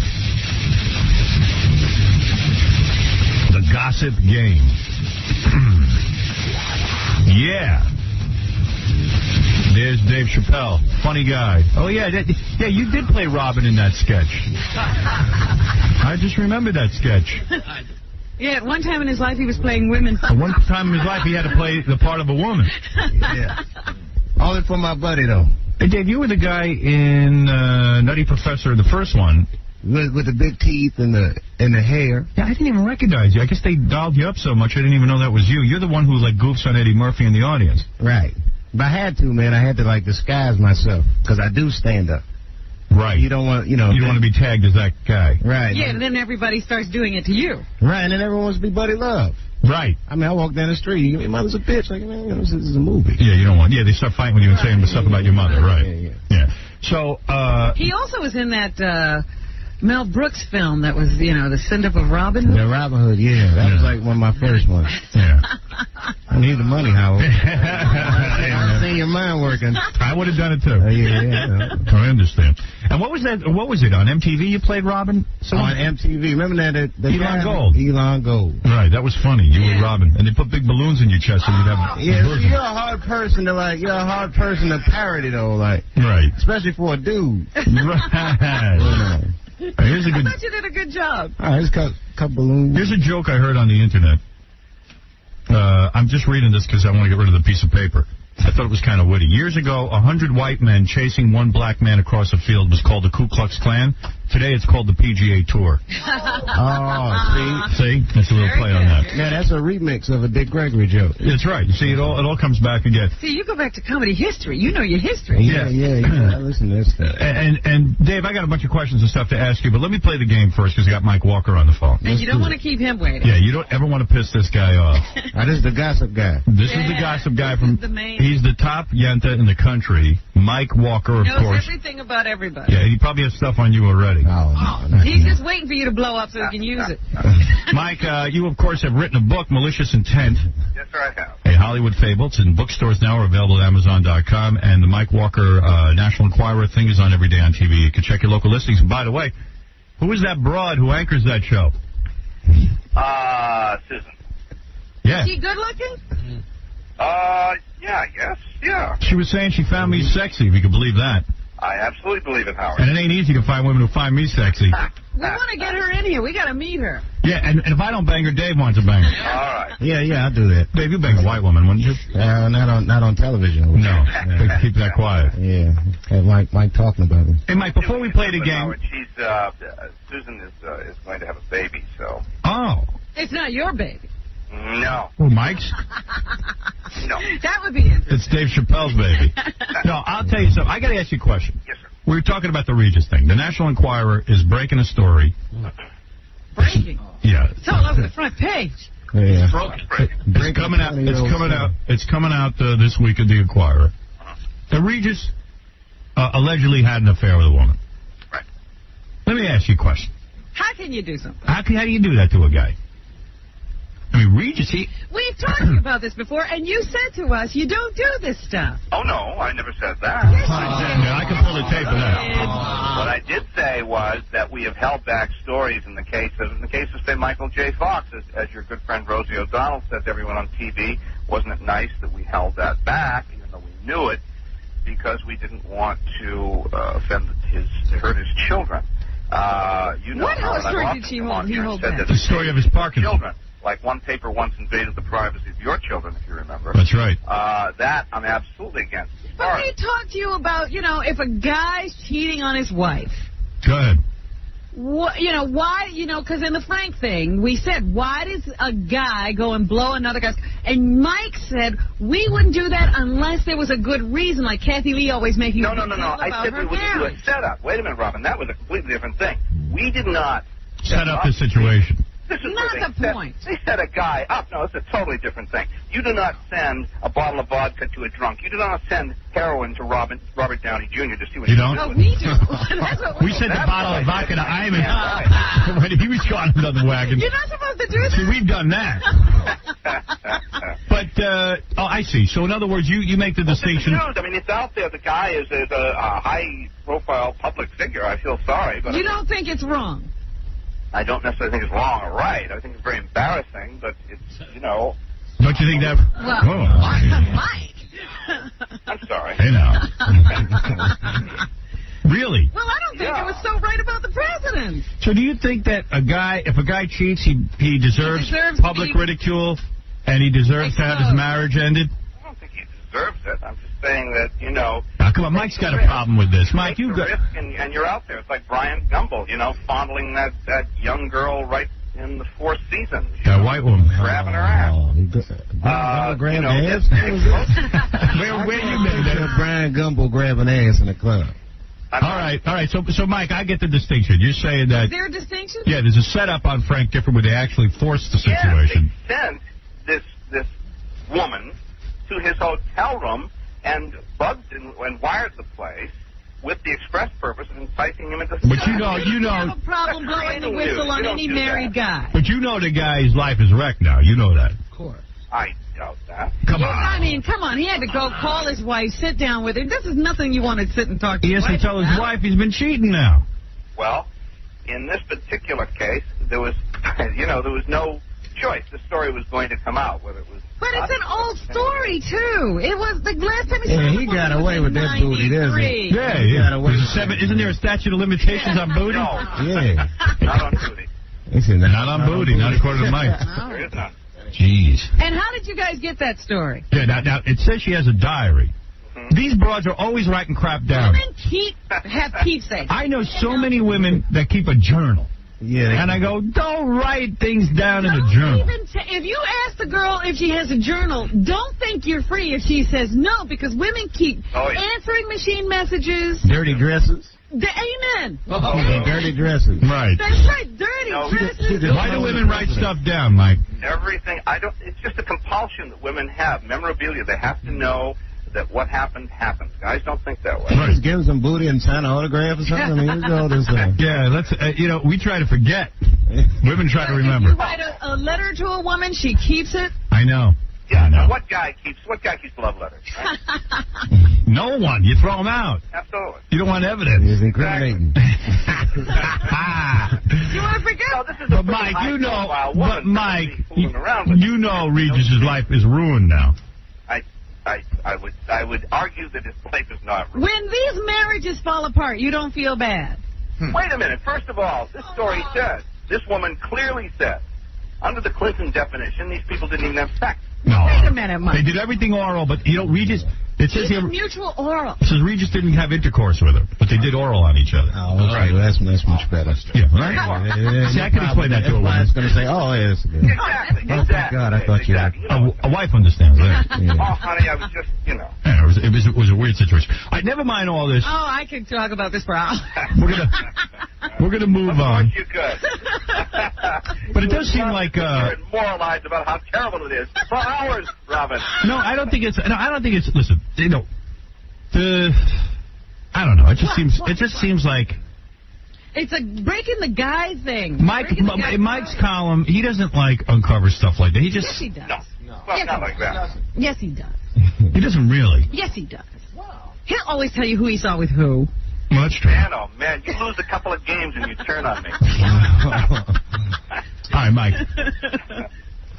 If Mike gets oral from a Hawaiian Tropic girl... I'm not cheating. That ain't cheating, is it? That's not cheating. Got it. All right, Mike, let's play the game. You got Dave Chappelle. I'm going to find someone to play. Now, Dave, you're playing for somebody.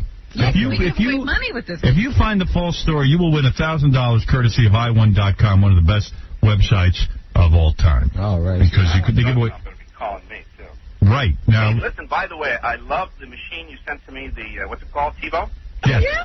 Man, that thing's great. It's great. a good machine. It's a great machine. God, how'd I live without that? All right, let me do my thing, all right, here? Okay. All right, I'm going to get you somebody. Gotta get somebody to play. That's right.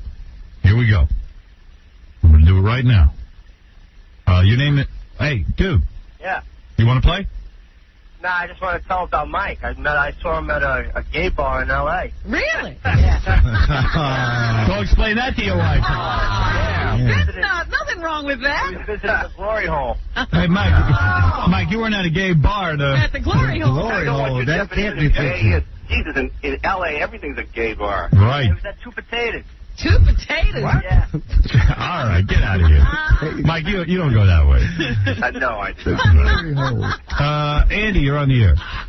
Hello? Yes. How you doing? All right, you want to play? Yes, I'd love to play. All right, Dave Chappelle is going to play for you. If he gets the right answer, you won $1,000. Well, no, that's not why I'm on the air, though. Why are you on the I air? wanted to say something. Well, say it, honey. It's about Barbara Streisand, what you said in the paper. What did I say? Well, is this Howard I'm speaking to? Depends on what I said. Depends on what is. Yeah. I was quoted in the Daily News, and you said that you didn't understand why Jewish American princesses from Long Island could spend $350. Yeah, I saw your picture. I said, all you Jewesses. That was the other woman's picture. I was quoted in the paper. Well, I don't care whose picture it was. I don't understand why all you Jews run off to these Streisand concerts. She's horrible. First of all, I'm a Jewish girl from Mississippi. That's number one. Who cares? Oh, get out of there quick. Then you know what? Yeah. Leave, baby. I'm not a Jap. I'm not a Jap. Hide your yarmulke quickly.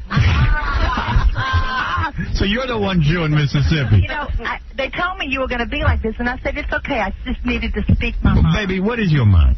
My mind is if a You know blacks are more welcome in Mississippi than Jews? a Jewish girl from Mississippi who lives in New Jersey, Right. works very hard for her living, Yeah. she should be allowed to do whatever you want. Money, whatever way she wishes. Honey, Nobody said no. I don't say no. No, he said we were wasting our money on Barbara Streisand. You are. She's horrible. Yeah, but you can do that. Do you understand that, Dave? She's charging $25,000. to $2,500. That's more than next But ticket. don't y'all have someone that you look up to that you would... I would never pay to see anybody for that amount of Okay, money. well then they're I wouldn't pay to see Tupac for that. And he's dead. And they're going to dig him up, I hear. Dig him up. No. All right. Well, they're going to put him on tour. They're going to stuff him and just play his records. It'll be his last concert. Tupac's still performing. Tupac puts out an album a year. You know, Barbara's probably fooling us. All right, ma'am. Do you want to play or not? No, that's okay. You don't want the $1,000? All right. You can use it. I'll play. You want to play? All right. Buy half a Barbara ticket with it. That's right. All right. So, Mike, you're going to give us 4 stories. These are from the pages of the National Enquirer. Mike has uncovered these stories. One of them is false. One of them is a fake. And if Dave Chappelle guesses right, this woman has $1,000 from i1.com. Okay, let's go. Let's go. Let's rock All right, item number 1. Okay. Digging a rock concert at the Hollywood Bowl, Danny DeVito's view was blocked by a blocked babe in a tight dress dancing on the seat in front of him. Danny politely asked her to sit down several times, but she hardly heard him. Sly Danny finally yelled, "Honey, your dance is so good, you should be on stage with the band." He turned to wife Rhea Perlman and some pals and said, "Hey, guys, shouldn't you be up there?" Everybody cheered, so the excited gal tried to climb on stage. Security guards promptly ejected her, and smiling Danny settled back to enjoy the music. All right. That was a smart move. Yeah. Meanwhile, anyone who stands in front of Danny DeVito blocks his view. Right. Sitting down there. That's right. Good point, Howard. Number 2. Number 2, got milk? Madonna's got plenty, thank you. The very pregnant Material Girl sends beau Guy Ritchie out on milk runs to buy gallons of moo juice for her to bathe in. She says it makes her skin feel utterly smooth. Man, he's like a woman, that guy, Richie. Can't just go out and buy milk for her what? All right. To bathe in. Oh, for Christ's sake. Imagine wasting milk and bathing in it. There's people starving. She's bathing in it. And bathing in milk. Ridiculous. Number 3. Madonna Chowder. Number 3, just found out why Survivor's cast-off Jenna Lewis, the sexy single mom, is waffling on Playboy's offer to pose nude. Penthouse big Bob Guccione has offered an even bigger bucks package, a combination nudie pics and book deal for all the survivors, men and women, to show their coconuts. Catch is, it's either all or none. How much money is he offering? Well, it's $7 million about. Wow. Right here. Whoa. Mm-hmm. All right, go ahead. Okay. Flashy Kathy. In a sentimental farewell concert on Long Island, Kathy Lee Gifford said bye-bye to family, close friends, fans, and Regis. She sang, danced, reminisced, and at one point managed to get a microphone battery lodged in her backside. Kathy Lee shrugged and hitched up her skirt to remove it high enough for all to view black panties barely covering her butt cheeks. Crack Regis, that's the most talented thing I've seen you do in 15 years. The Gifford's probably saying, boy, those lucky batteries, I don't even get that. All right, here we go. 4 different stories, Mike. Yep. Danny DeVito gets that girl ejected from the concert. Madonna takes milk baths. The survivors were offered $7 million from Bob Guccione. And Kathy Lee got a battery lodged in her backside. Hiked up her skirt on stage. Right on stage, I tell you. Let's go to Dave Chappelle. Great comic, by the way. Dave, where are you appearing? You got a plug or something? Oh, yeah. Oh, here you go. HBO comedy special. Dave Chappelle. Guys. Killing Them Softly. Debuts this Saturday at 11 p.m. on HBO. And it's nice and dirty, too. It's the kind of comedy I like. Filthy. Disgusting. That's the way I'm saying. Okay, let me think. Danny DeVito, Madonna, Survivor, Kathy Lee. It's between 2. Go ahead. Either the Madonna's a fake, or, let me think, or Kathy Lee with the battery up her ass is fake. Indeed. You know, because, I mean, it's hard to picture her with a battery up her Yeah, she doesn't seem that wild. Oh, you can't just shrug that off. Mm-hmm. So what are you going to go with? I'm going to go with the Madonna milk bath is false. You know, I think you're right about that. I'm going with you. Dave says it. I say it. Jackie says it. I agree. Yep, Robin's in there also. Fred? I'll be the lone dissenter. I'll say Danny DeVito. Okay. But I was leaning towards the Madonna, too. Yeah, I don't buy it. Yeah, how they know? How do they know that? What's she doing in the bath? Right. And Not that much milk. And why would Guy Ritchie need? Yeah. What kind of truck does he have to back up for that? All right. We have Andy on the phone. I'm sure you're hoping that Dave is right, so you can get your 1,000. I am. By the way, you'll get 2,000 if you're not a registered. If you are a registered user of i1.com. Well, first of all, it's A&D. That's my name, A&D. 2 names. Who cares? Okay. All right, here we go. Go ahead, Mike Walker. Okay. Well, once again, for the second week in a row, absolutely everybody did not pick the phony item. Got to be that battery with Kathy Lee. No. Which one? Survivors. Oh. No penthouse offer. No penthouse offer. Oh. Complete phony. Yeah. All right. Oh, don't be so proud of yourself. We're shooken up over the Regis. That's right. We're still When in do the all of you guys Regis. lose? What's going on? It's the second week. I don't know. I feel bad for Andy on the phone, too. Yeah. All right, Andy. Thank This you. was fun. Thank you. All right, Andy. Okay, bye. Bye, Andy. So long, Bye-bye. you Jewish princess From Mississippi. from Mississippi. Bye-bye. All right, Mike. Thanks. All right, thanks, gang. All right, Mike Bye. Walker. Take Love care. It. That's it. Live it Looks like in. it was true. Yeah, that was a show. I didn't even think there was anybody on Long Island to go see her. All right, anyway, Dave is here. By the way, Dave is 27 years old, hot comedian on HBO.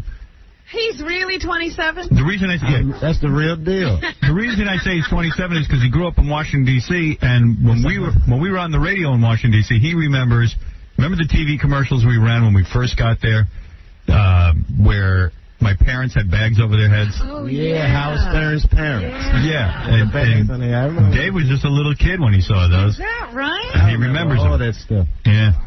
We look younger than you. That's the funny thing. It's that showbiz, man. That's showbiz. You live in the rough life. What do? You party a lot and everything? Are you one of those guys that is taking advantage of your newfound fame? Nah, I can't. See, my girlfriend is pregnant. So. Yeah, what is with that? I mean, what is that? Everybody have a wife anymore. You used to be my wife is pregnant. Where did you get this girlfriend? In Brooklyn. In Brooklyn? Is that right? Yeah, I met her in New York. You can't, she's not a white chick, is she? No. That would look bad. Eddie Murphy and all them would, no. She's Filipino, which is like neutral. Oh, Filipino? Yeah, that's neutral. Oh, that's almost a white woman. No, that's neutral. They the black Asians. That's when you want a white woman, but you say, I'll go over here. Right. No. Exactly. Filipino from Brooklyn, man, that's like... Does she speak English? Yeah, she don't speak Tagalog. She speak only English. That's not one of those girls you sent over from the Philippines to pay her father. No, I didn't know what He's so funny. That's Saganese whores. Let me ask you a couple questions, though. But when you work with Eddie Murphy, did he want to show you his feet or see your feet? Remember? No, man. You think that's all bull? Yeah, I don't know. I mean, Eddie's cool, man. He was cool with me. He was. He just low-key on the set. Right. But you gotta understand, man, I don't hang out with Hollywood people. I just work. Oh, I don't believe that. No, I'm serious. I just work there. You do not have any famous friends. Eddie Murphy did not pal around. I wouldn't say, I've never You're been not part of a rat pack. Famous dudes. I don't go to their houses. Tupac, did you know him at all? I'd see him out. I'd see him around. Didn't were you involved in some kind of gunfight? Like, in other words, you were working in a club and then Tupac got involved in a gunfight? At the Comedy Store. Right. At the Comedy Store. Eddie Griffin was on stage. I don't know what happened. Because I was upstairs. You know how the Comedy Store got 3 rooms. I'm upstairs. And then people just started running up. So we were like, what's going on down there? We went down there. And it was like a all-out old Western bar fight. I seen Tupac throwing chairs. The Stretch was whipping somebody. And then there was a stampede. It was like you either fighting or running. And the cops pulled up and they shot up the police car. Not the rappers, but just the crowd. Right. Yeah, the comedy club. It was like the OK Corral. Yeah, it's the new deal, man. And you're just trying to make a living. Yeah. Right. So it becomes dangerous. Tupac, wherever he went, there was trouble.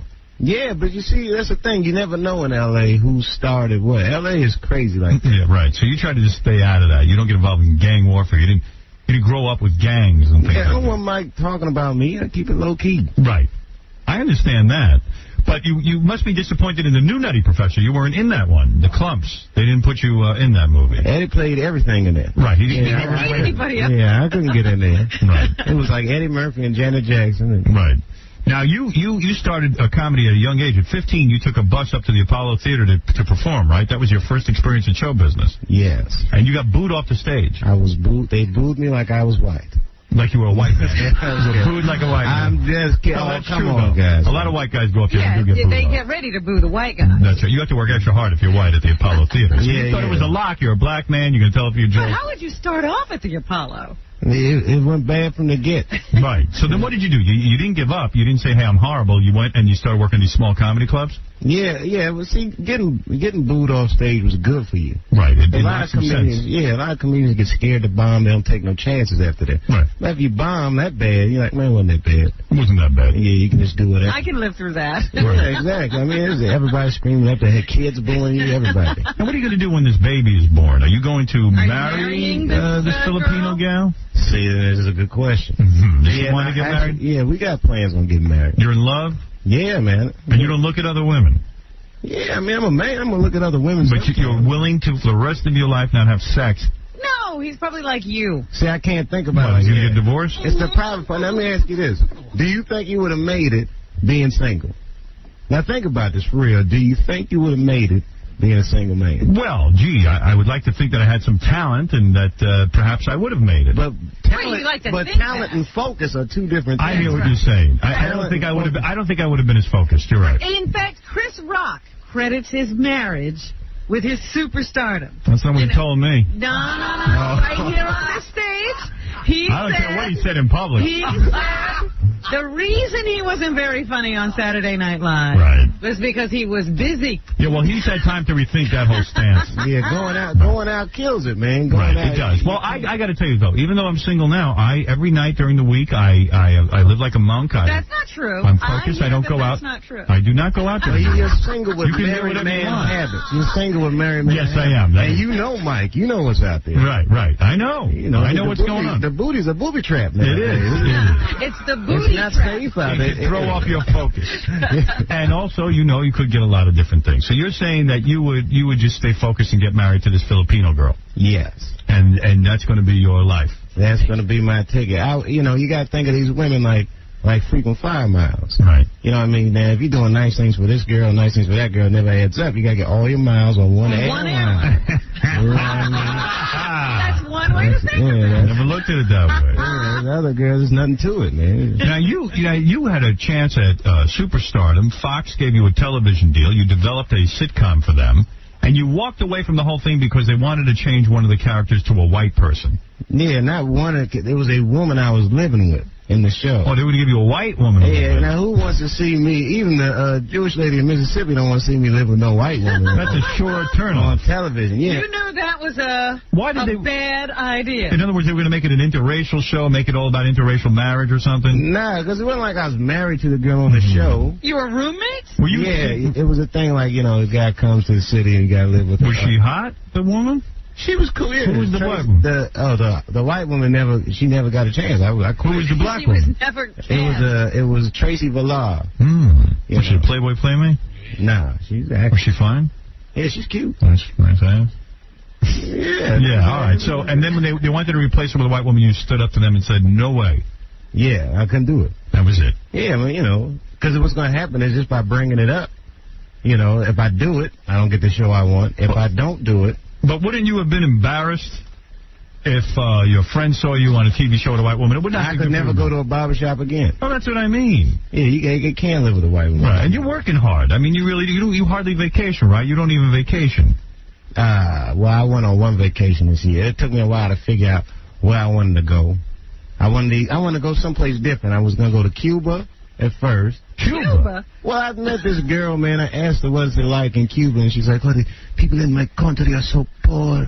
I know women who have sex with men just for chocolate." So it seemed like a good place to go. I booked tickets for the day after Halloween. Like, I'm going. People with a bag. By the way, the Philippines is a lot like that, too. Oh, that's what they say. Yeah, that's where you get that. But she's from Brooklyn. And you guys live in Brooklyn now? Nah, I'm living in Ohio. You live in Ohio? Well, that's a commute. I got a farm. I got a 65-acre farm. You are kidding me. I'm staying away from Mike, man. What is that about? What is it about? I got 30 acres of cropland. I open my window and this white dude's raking everywhere. I can't get enough. You like that? Yeah, it's quiet out there, man. You know. I'm always in New York, L.A., and then I'm always traveling on the road. I get like 3-4 days a week. And you live out on this farm? Yeah, I just chill out, man. Watch cable. Listen to radio. Someone told me you study a lot, like you're a scholar or something. You study history. Yeah, from television. Right. I saw a thing about Hitler on something. Oh, you watch the History Channel. Oh, the History Channel. You don't study history. That's You're just watching the History Channel. I get the Cliff Notes, man. Every channel, everything. All Hitler channel. Everything in the history. The only thing in history is Hitler. That's the only interesting thing. That was a bad dude to walk the earth. What did you think of him? Hitler? Well, yeah. He killed 6 million Jewish people. I think it's safe to say he did not like Jews. Right. You could say that. I think it's a fair assumption that he didn't like blacks, although we didn't really make his speeches. That's right. Yeah. But he never put black people in concentration camps. No, he didn't, so maybe he's all right for you. Nah, I doubt that. Do you think he could? I don't think he would have liked black people. No, the black people would have went straight to the ovens. Yeah. You know, all you gotta do is put a DJ in the camp and hand out flyers. Something's going on at the camp. You don't need concentration to know the black people have been marched right in. Yeah. You wouldn't even have to concentrate. But, so I think Hitler would have been... The only thing good you could say about Hitler is he really could get people to march. I mean, some of those marches were unbelievable. And he made a nice uniform. He was crazy, man. He had syphilis. Did he really? That's what they say. They say that syphilis was eating Hitler's brains up. Oh, is that an excuse? Oh, he was okay until the syphilis got to him. He was a painter. He was a painter until he got syphilis. That guy's in a way, you're smart to live out in Ohio because, in the black community, there's a lot of trouble with the police and things like this. And out in Ohio, you probably never have to call 911. Yeah, I wouldn't call them. I mean, black people don't call police, man. They don't? I would say that's a white thing. You get shot and you'll call a friend before you call the 911. Really? Yeah, man. See, it's different. Like, white people call the police for anything. Hello, police, my neighbor's music is too loud, all this stuff. Right. I never call the police. Never? They tape the phone calls. Yeah, I don't want something bad to happen to me. They play my 911 tape on the news. I say anything. Right. If I'm scared. Right. I don't have to explain myself to my buddies. Yeah, you sound like a real pussy. Yeah. Right. You call cry. Look at what's the figure skater's husband. And she beat up her husband, and he called. Tanya Harding. Help, she's beating me. You know how much trouble man got beat? And to make a telephone call like that. Right. Well, anyway, so here you are. You're living in Ohio. You got the HBO special. Looks like your career is focused. Yeah. Maybe it's smart you're getting married. You took the Filipino girl to Ohio. She likes it. Oh, yeah, those Filipinos love Ohio. Love fun. Yeah, that's why they come to this country, so they can live in Ohio. And you're going to have the kids soon, and then you're gonna be... Do you know if it's a girl or a boy? Oh, yeah, I do. I'm not supposed to say. Is that right? I'm not supposed to talk Are you going to be one of those parents that lets your kids watch anything on TV, go on the internet and all that? Or? Hell no.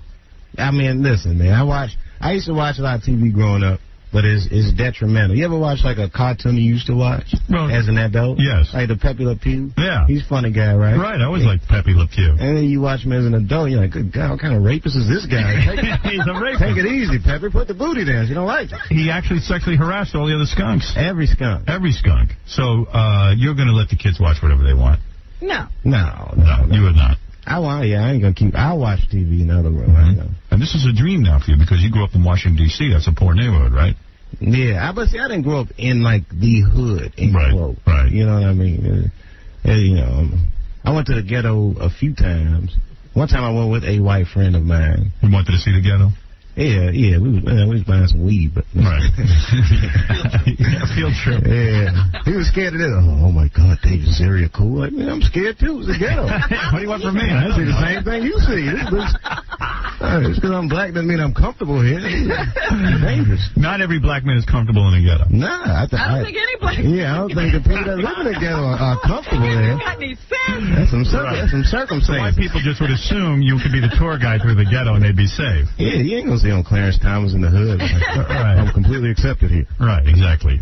Well, Dave, I look forward to your HBO comedy special. I think you're funny as hell. Yo, man, thanks for having me. No, I love having you on. Dave Chappelle's HBO comedy special, Dave Chappelle, Killing Them Softly, debuts Saturday night, 11 o'clock on HBO, and thank you for coming in. Man, thanks good for having me, guys. Good to see you again, Jack. And good luck with that foreign chick. I hope things work out. She's from Brooklyn. Yeah, that's about as foreign as it gets. All right, we'll be back right after these words. Brett Cooper, the world's angriest man. Howard, I am a genius of myself. I'm your biggest I fan. will not allow you or anyone to take my dignity or my pride away. My father couldn't do it. My father couldn't do it, and not son. You're a stranger next to my mother. Father can't do it. And I'm sick of this crap because you know something? What? You gotta be in A company.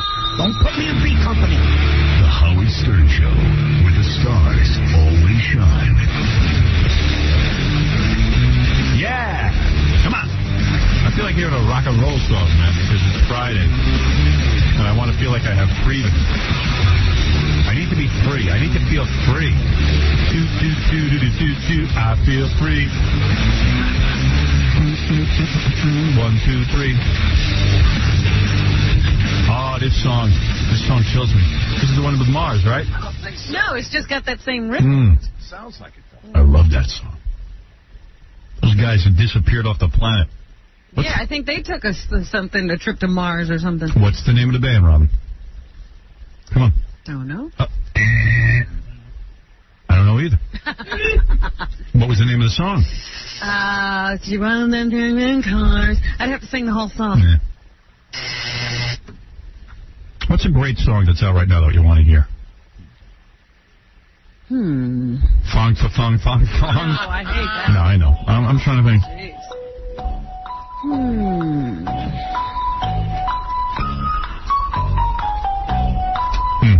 Jeez. Jeez, I can't think of anything. Yeah.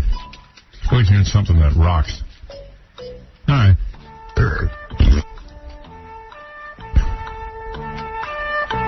Turn that music off. That's not helping. No. Can't think of anything with that music on. I'm going to that Pearl Jam show. I want to go. When is that Pearl Jam show? I love those guys. I'm going. When is it? I don't know if I'm going. I got to know when it is. I think there's one on the weekend, I want to say. I might almost want to go see them. Yeah, so I'll go with you. We'll double. Me and Ralph and you and Mr. X. No, Mr. X is not going to any rock concert. Mr. X doesn't rock? No, he doesn't rock. Mr. X all business. Mr. X all serious about that. What kind of music's he into? Jazz. Oh, I want to see that.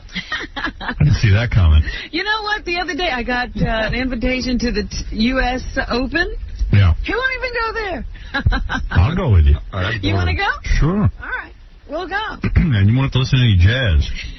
I like jazz, but, you know, I also like my rock and roll. What do you have to do? You have to sit around the house and listen to him with the jazz? Oh, sure, but it doesn't bother me. But he's not listening to rock and roll. He's always carrying on, I guess you want to go see Limp Bizkit. What's he, an old man? Yes. He is an old man. Someone asked me how old he was the other day. I said, I don't know. And then I was shopping. Oh, he is the same. That's what I thought. You're an old man. I said he might be, I don't know, he might be young. She might be with a young man. I don't know. I can't tell. How old is Robin? 48. That's right. He's going to be 48. So he's an old man. I'm young, but he's an old man. I told somebody you were 48. They couldn't believe it. Yeah. They thought you were like 47. No, they told me they thought you were like way younger. I said she's been real lucky in that department. Lucky? Yeah. Well, you are. It's a genetic thing. I think it's good living. I know you hate those parents of yours, but at least they give you youth. 7 years off from banging. All right. I think that keeps you young. That's right. I saved my fluid. Drink, doesn't do drugs. Yeah, that helps. Well, I said to somebody one day, they were saying that somebody who was my age looked very, very old. And I said, well, that's what comes of doing everything. Was that Jackie? Yes. Well, you look at Kathy Lee. She's younger than you, and she looks older than you. Man, she passed me. Right. Like in a speedboat. You do not look 48. Man. Thank you. Well, you do. I bought you your gift already. Oh, well, you stop. Wait till you see this. If you don't like buying me a gift, please do not do it. You can't do anything right. Can't win with you. I don't want you going out of your way or... I already did. Did you buy it, Howard? Yeah, I bought it. Doing any of that stuff. I bought it. Wow. What did Ralph get? No, not Ralph. I bought it. What store? Should I tell you what store I got in, or do you want to wait? Wait. All right. Tiffany. No, not Tiffany. Shh. Don't, come on, don't ruin my gift. I don't know. Yeah, you didn't get me anything. Just be quiet. Be quiet. Mr. I love you. I love you. I love you. No gift. People like to see your love in form of a concrete thing. I want to see his love either. I told her I'd take her out to dinner. That there is no demonstration except him telling. I'll tell you how big your gift is. You want to know that? Oh, dear. Is it bigger than a bread box? This big. This big. That big. All right, so that big. That's too small for a mirror. Yeah, that's a huge mirror. You're so funny, Jimmy. Oh, shit. I don't know why you're not writing for this show. Oh, he's tried. Oh, yeah, you never use anything ever. Once in a while. Yeah. Okay, Benji, be quiet. Benji's another one. Benji's having a nervous breakdown because I hired Benji to do research. It's like when Dave Chappelle comes in, I have something to say to him. Right. And I know a little something about the guy. Which is wonderful. It's been a great addition to the show. That he don't want to do. Writes me a 17-page letter about how he needs to be free of that so he can devote his full time to creativity. And I said, I don't... enhance the show in many ways that we can't tell. Yeah, which means I would have to read 57,000 of his memos as opposed to the 5. Right.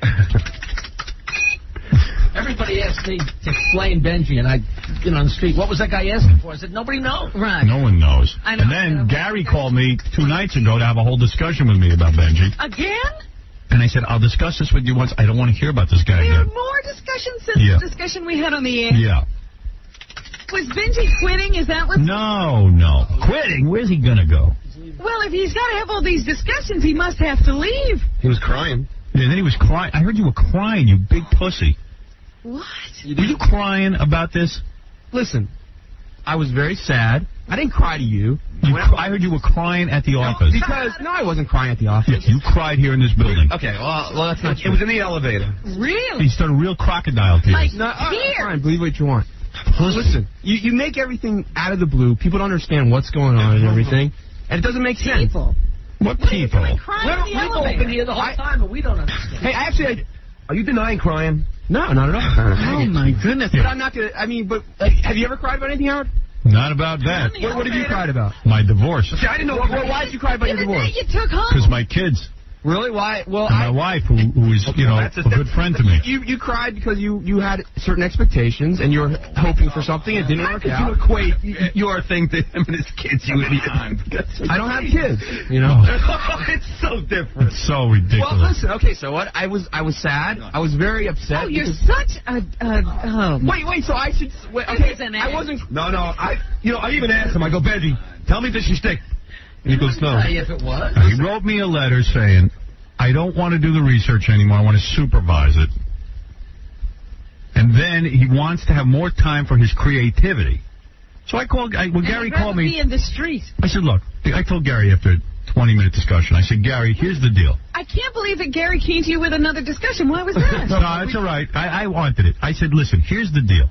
I don't know what this guy Benji's talking about, but I don't want to hear any more about it. Oh, that was your discussion Yeah. with Gary? I said, so here it is. I said, here's the bottom line. Uh-huh. I said, I don't know what Benji wants to write. If Benji wants to keep writing me more memos of incomplete ideas, I said, please, don't let him just do the research. That's the one stupid thing he does well. Uh-huh. But I said, for a week, let him do what it is he's supposed to be doing, and let me see what this creativity is. And let him come in with complete, finished bits. I said, then the guy's worth something. Otherwise, tell him just to do research. He's good at it. Uh-huh. And I have done throughout the All right, I don't want to talk about it anymore. So, I mean, like, it's like, what do you mean? Just don't cry here about I didn't cry. Go home and cry, I didn't cry. Why don't you go home and cry? Don't deny crying. I do go home and cry. I didn't cry here about my wife. That's what I was saying. So I didn't cry here either. Yes, you did. You did. Everyone's saying you cried. I saw you. So John, I went out with lunch with John. Wait, it was in the elevator. Yeah. I looked very sad in the elevator. I had some tears. Ben, you had tears? Yes. What? No, he had tears, and he was like, I was crying for you, Howard. Don't cry for what me, you lost out on. Argentina. You know, it is a weird thing, Howard. What you lost out on. He walks me down to my car almost every other day, and he's really obsessed with this whole thing. Yeah. But it's weird because Benji and I do talk, and I try to give him advice as best I can. But it's very repetitive. Yeah, he's wearing everyone down. Robin, you know what it was, Robin? It was after we all talked to him in the office. Or I screamed at him. Yeah. Afterwards, they were like vultures. No, after the guy's dead, like trying to eat him up and everything. Well, that shouldn't have been. I don't agree with that. Get out of here. He was looking. Brought it up. They were like kicking me. They were like, I was like down on the ground, and like Jackie was all kicking me, and Robin was arguing with us. So we got more and more blunt. That's what happened. All right, listen. We'll talk about this. Okay, Gary is going to talk to you about it. Did you talk to him about it? No, I was going to wait till today. Can I tell you I had a really funny dream about Jackie? It's no, really good. I don't want to hear it. Sit down. All right. It was a three-way I'm sex sure dream, but it was so symbolic. Write it down with your new job. Yeah. All right. Who I'm doing a cares? good job writing. Now, here's your problem when you write. You don't know what's good from what's bad. And I told Gary this point blank. I said, I have to sift through 10,000 Benji ideas to find the one nugget. Right. It's not worth my time. All right. You know what he was telling me today? You've got to learn what's good and what's bad. Yeah. This is the Pitch 3 ideas. He thinks he's... Which idea did you think was bad? And he's decided everything he does is good. What idea did you think was bad? Thousands of them. I got them in my Name computer. one. I Find can't get them out of my computer. Find one. Well, wait a second, Ben. Find one that you thought was bad. You want me to go through my notes? Now it's more work. This is why I yelled at him. Yeah. No, because I don't blame you. I hope I'm going to yell at you till you cry. You want me to put together the ideas? Yeah, pull them all together. Yeah. Find one that was bad. All right, I will. Read one that was bad. They were all I funny. will. Oh, my. All right, go sit down. You don't even know. See, that's to be a problem. You don't know what's funny. No, of course you're not going to use everyone. Just like when you pitch ideas for your... All right, please, can I... Please, I want to end this. I want to go to the news and I want to go home. All right. All right, sit down. All right. I got to go cry now. Sit down. Sit down. Oh, baby. Sit down. Sit down. You know, it's just for me. It's a longer walk to the car today. Right. The last mile. Yeah, I know. You just want to get out of here. Longest mile. Green mile. You know, sometimes it's really funny because I have one of those things where with Ben, I just got to keep going because you can't stop. You know, and I want to go home. So you know, keep walking. He follows me. You know, I'll be at the urinal. And I'll go pitch away. I'm paying, and he follows me downstairs. I'll go to the store and I'll buy like an iced tea, and I'm waiting in line. He's pitching me while I'm online. He's a nudge. I've heard that expression used before in reference to Benji. Yeah, he's a nudge. I don't even know what it means, and he's a nudge. You know when he gets. Sometimes he pitches me, Howard, as the parking garage downstairs. As I'm driving up that hill, he's still talking. The window's going up. Inside the car. It's like the closing credits. The window goes up. Oh, man. And you don't take no for an answer. That's it. He is very, he's persistent. He won't take no. He doesn't hear it. Doesn't hear the no. Won't take it. And he thinks he's getting somewhere. I think that, if I had to guess, I think that deep down inside, Benji knows he's a talent. Right. and doesn't understand why we haven't elevated to where he belongs. Absolutely. Did you ever consider that Benji might not be a talent? Well, he's got No, talent. I'm saying he considers himself a fully formed talent at this point. Right. Doesn't realize there are any rough edges that might need to be worn away. I totally agree with that. All right, can you sit down? I asked you not to get to the microphone. All right, fine. I'll leave the building. all right. Can you do that? I'll get a billboard then to write to you. Fine. So. Skywriting would be better. Take him off my email. Get him off my nightmare. Gary, you're in charge of him for the week that he starts writing all his ideas. You read the ideas. I know. Who's going to do the research that week? I don't know. We're going to talk. Benji and I are going to talk today. I don't want to be bothered. Robin, why don't we do the news? He irritated me the other day more than anybody's irritated me in about 4 years. Right. And that's He almost erased a whole... Oh, yeah, whole 4 years of being cured. Well, He you- almost got rid of it. All that psychiatric work you did. 20 weekends in the form erased in 5 minutes. Right. Because I did. I unloaded on it. started pointing the finger. You know how she gets her finger up there? The old Robin reared its head. Oh, man. All right, go ahead. Drove me right to the end. Let's try not to You know think what of it is? that. Like he starts these ridiculous arguments like people. Yeah, I know all about. I want to stop the discussion of Benji. Well, it's about the news. He was trying to say to me that you do no different than what the Inquirer did to Regis. Okay. All right, fine. I don't care. And I'm like, what are you idiot mites? All right, I don't care. Yeah, right. It's so boring. What do you think? Amazing. I said, how do we keep hiring the same guy? And don't start crying. Be a man. Oh, he's well enough. Man. Are you well enough? Benji, baby. Listen, Be a man. Yeah, here. Well, you know. Faggot. I didn't know what to do. He was like totally like choking up. Yeah, did you hug him? What'd you No, do? I said, Benji, the first thing I asked Benji is a shtick. And he goes, no, I just don't know what I'm going to do. and I was like, geez, Benji, we're only kidding around, but then he was just man, imagine that's your son. so bad. You can't hug him because he's too blotchy. And I was trying to stop it from happening. All right, come on. I want to go to the news. Let's get to some real news. All right. George Bush accepted his nomination. You see, that's what I want to talk about because I didn't watch his speech. I didn't see that. They come on so late. I think he was accepting it like 10 o'clock at night. I fell asleep during Millionaire last night. And what happened with that broad? Anybody watch Millionaire? No. The big fat girl with the facial hair. Wait a minute, she had facial hair and she's sitting like Oh my God! Away with $1,000. And you know what? She was one of those. She was about 24 years old. Yeah. She was big and fat, and I'm looking at her face, and I'm going, God, she could probably be hot if she was thin. Yeah. She had a nice face. Big and fat. And she's rotund.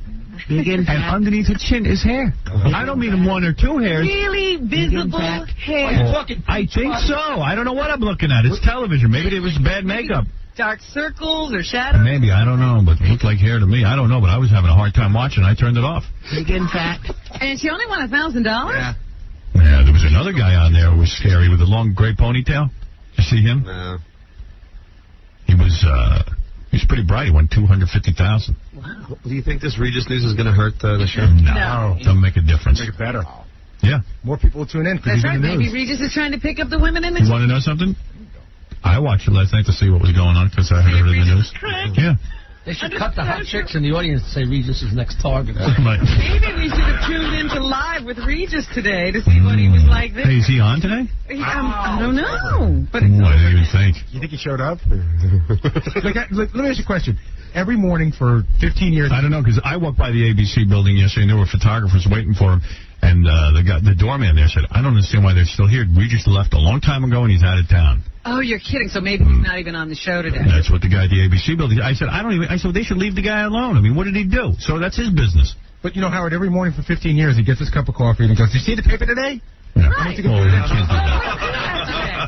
No, today he can't do that. Well, they're wrecking his life. I mean, they're ruining his marriage. What for?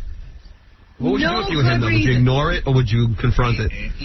From him? Press conference? He should ignore it. He should ignore it. There's no explanation. But wait a minute. What do you say to Joy? That's why you don't think she... Change your name. No joy there. This is not the first time something's turned up in the tabloids about him. This is the first True, time but this time it's a woman with a diary. Yeah, no, I know. So, That what makes... do you say? All right, so listen. According to the paper, he sat down with his wife and said, look, this is what happened. This is what's going to be in the paper. Yeah, I'd fake memory loss. And I downplayed it. I said, it was no big... Like she wanted to do some sexual stuff, and I kind of... I got out of there. She's fantasizing. I keep thinking of the 1993 thing. Like, he hasn't seen this woman since 1993. I know. It's not fair. And do you tell Joy that it was then and I got over it and everything's been okay? I don't know. Is she going to think, well, yeah, but what's been happening since then? All I know is, what did that guy to do to anyone? I mean, to deserve that. I don't know. He must have done something bad in his past life. For this to bite him in the ass now. It's stuff like that. Like, probably, how'd they get the diary, do you think? She probably gave it to him. She sold it to him. Right.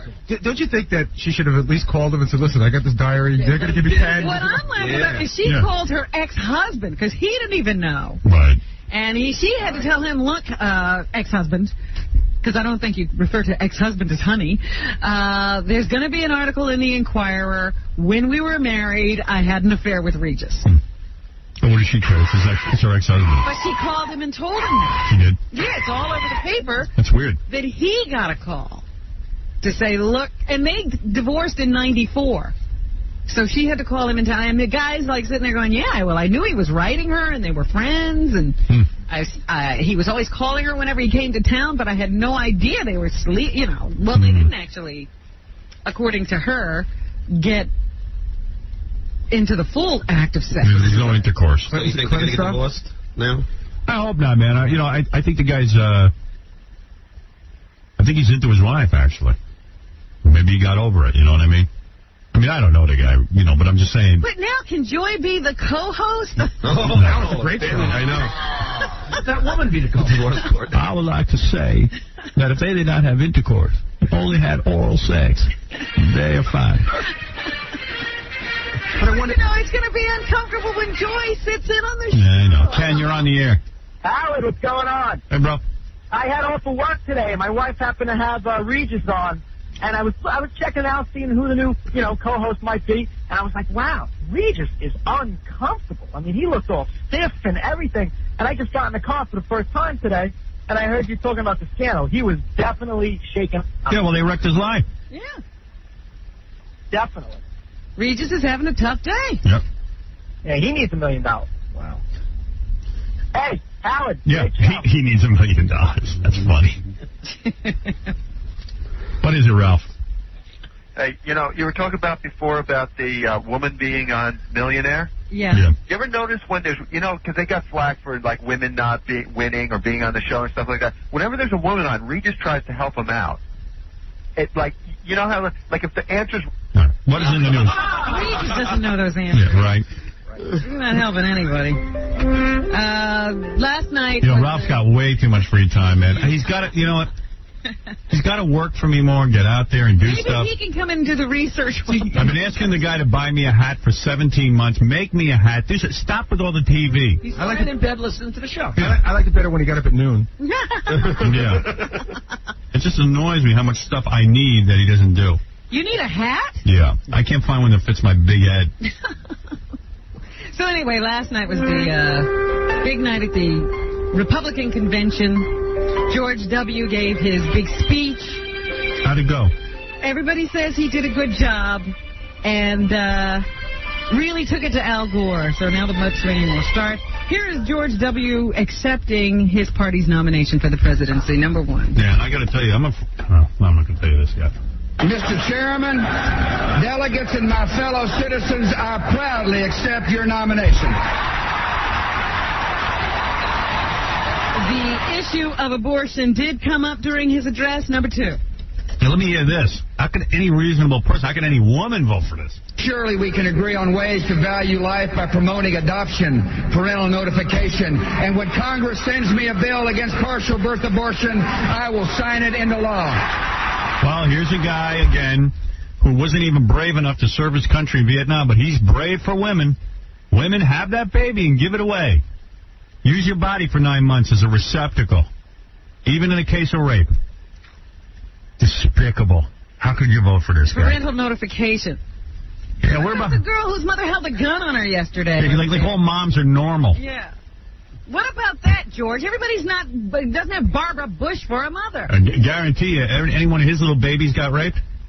I guarantee you George W. will find an abortion for her. Guarantee it. Guarantee it. Hypocrites, all these guys. I'm an Al Gore man. You're a Gore man. I'm a Gore man. I'm a Gore man. Robin, let's talk about that broad from the real world. Isn't she great? I vote for her. What else did George W. say? Also talked about responsibility. After all of the shouting and all of the scandal, after all the bitterness and broken faith, we can begin again.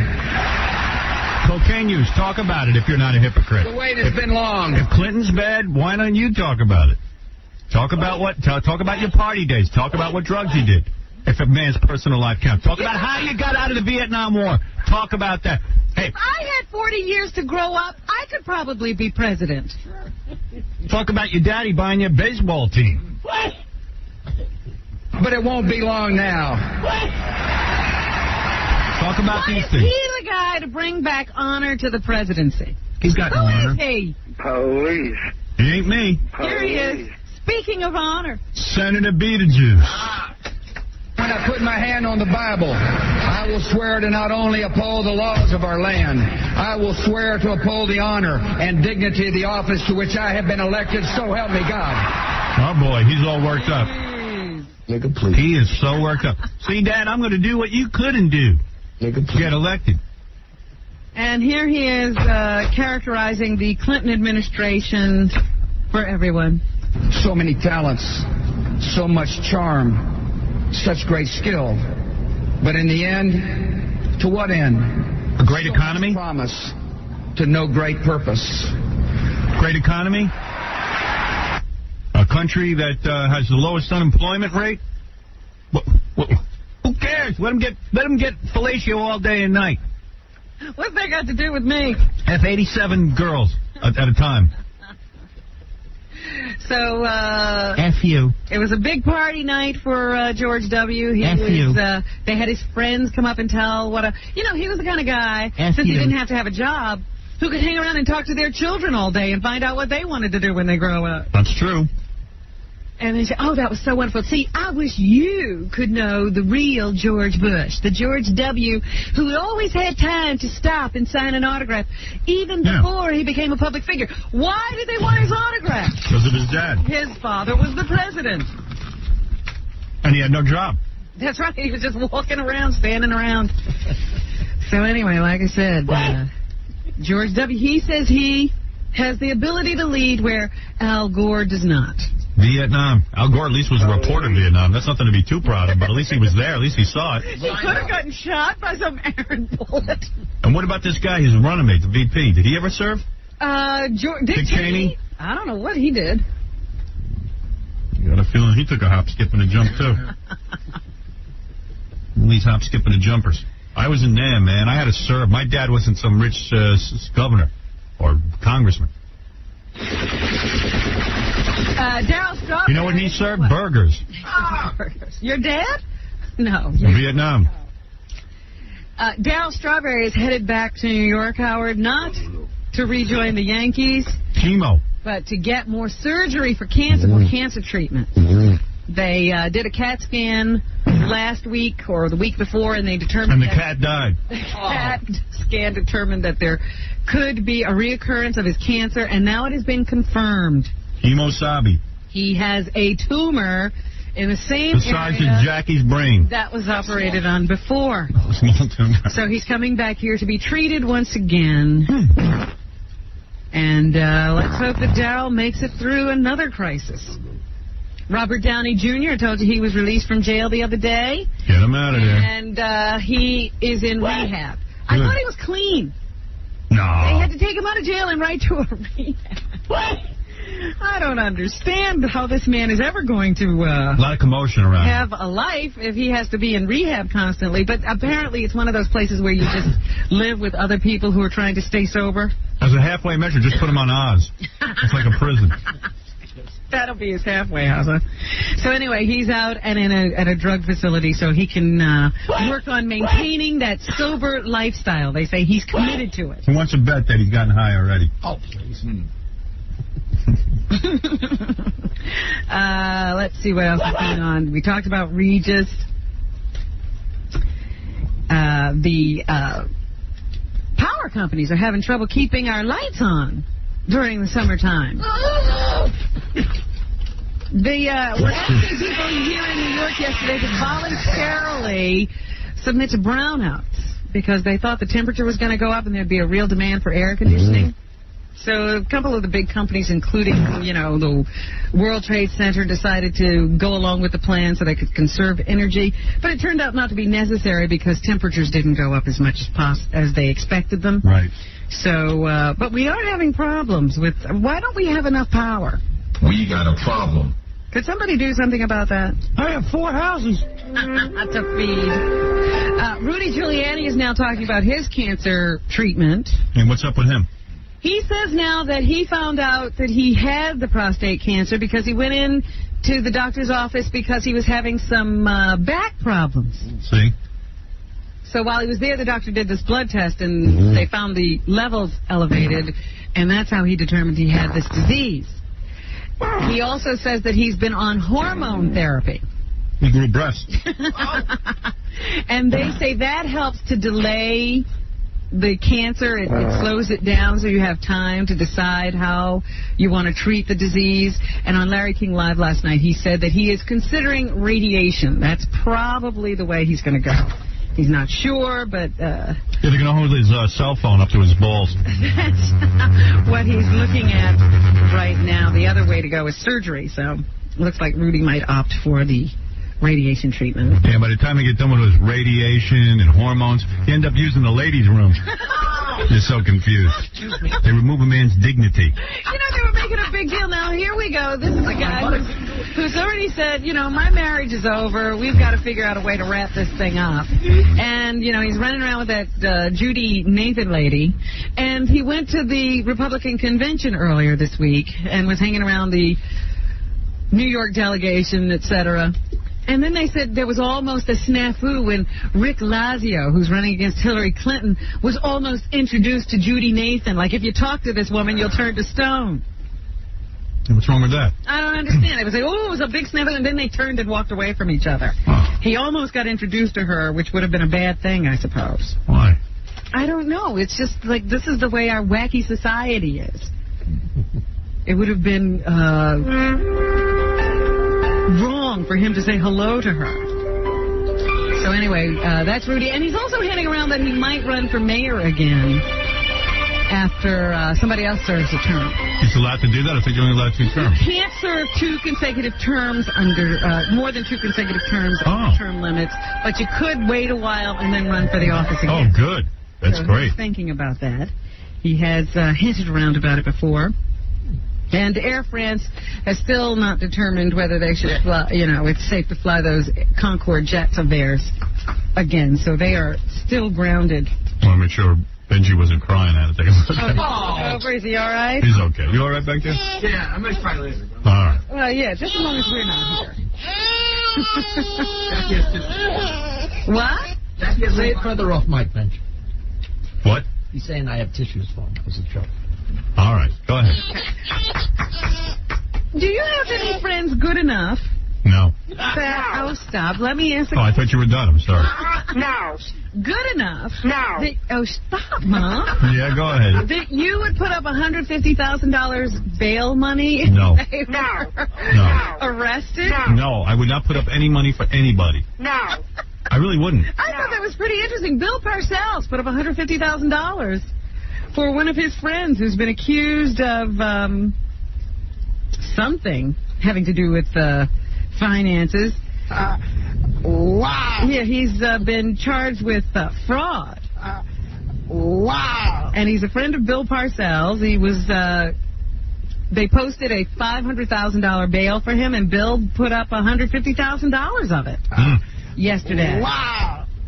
So the guy's accused of concealing $500,000 from his creditors, and that's why he's in trouble. Wow. So Bill Parcells was one of the people who came to help him out. And he said, the guy said, I got a lot of nice friends. So he's right. Mm-hmm. I don't know a lot of people who would do that for you. Yeah, we don't know anyone. You get arrested, you're on your own. Yeah. Cameron Douglas, he is the son of Michael Douglas. Right. And he's also co-starring with Jackie in a What movie. are you saying? Hot Luck. Oh. That poor kid. The 21-year-old is playing an Eminem-style rapper in Jackie's movie. Well, they part. Hot Luck is partially funded by High Times magazine and is filming at the Tunnel, that infamous nightclub. But That's some movie. It is. Tommy Chung says hello. Yeah. Cameron maintains that he is completely drug-free. He had a few run-ins with the law because of a drug problem. Mm-hmm. But now he says he's drug-free, even though he's starring in Hot Luck. He says he's also looking forward to the birth of his father's baby with Catherine Zeta-Jones later this month. He says, I'm happy my father and Catherine don't care if it's a boy or a girl. I don't think they've really set a wedding date. He thinks that Catherine wants to lose a little weight before she walks down the aisle. So you can hang on the set and talk to him about that, Jackie. And Liz Hurley, who was quoted in Jane magazine as saying that her love life with Hugh Grant was less than adequate. Right. Is now saying he was fantastic in bed. Now she changed her mind. Make up your mind. She actually might go after Jane magazine legally because she doesn't like what they said in the article about her. She claims that she never said that stuff now. Mm-hmm. She says, he was fantastic in bed. So there. But they don't trumpet that headline as loudly as the one that said he was less than adequate. Walter Cronkite, 0. Donald Trump, 1. Right. Trump was planning to build this building over near where Cronkite lives, and he was, along with some of the other residents there, fighting it. I apologize. But Donald Trump has won that court fight. He'll get to build his building on 1st Avenue and 47th Street. That came out of me. Really? I don't think you expected it. I did it. It totally surprised me. Very, very embarrassing. Walter Cronkite and some of his neighbors stood to lose their views of the United Nations and the East River with the Trump structure going up, so they tried to fight it in court. But Trump will get to build that $365 million skyscraper after. It's going to be 72 stories, and Walter will just have to move. Kevin Bacon has a new movie opening today. It's called Hollow Man. He's out on the publicity circuit promoting the film, and while he's out there, they asked him about his band. What's up with the Bacon Brothers, Kevin? Number 6. They're afraid to come in here and play the losers. We got a lot of material that we want to record, basically. We've done it. Really? Do you think they'd give up on that? We did a lot of touring this year after Hollow Man. I did probably 50 dates across the country, and it was really encouraging because the size of the venues had grown, and we went to a lot of towns where we had never played before, and there were a lot of people there that knew the music, and that's it's a thrill beyond belief. So we're really happy with it. But he's still afraid to come in here. Yep. And face the losers. So you tell me what that means. Tuvok, August 18th against the losers.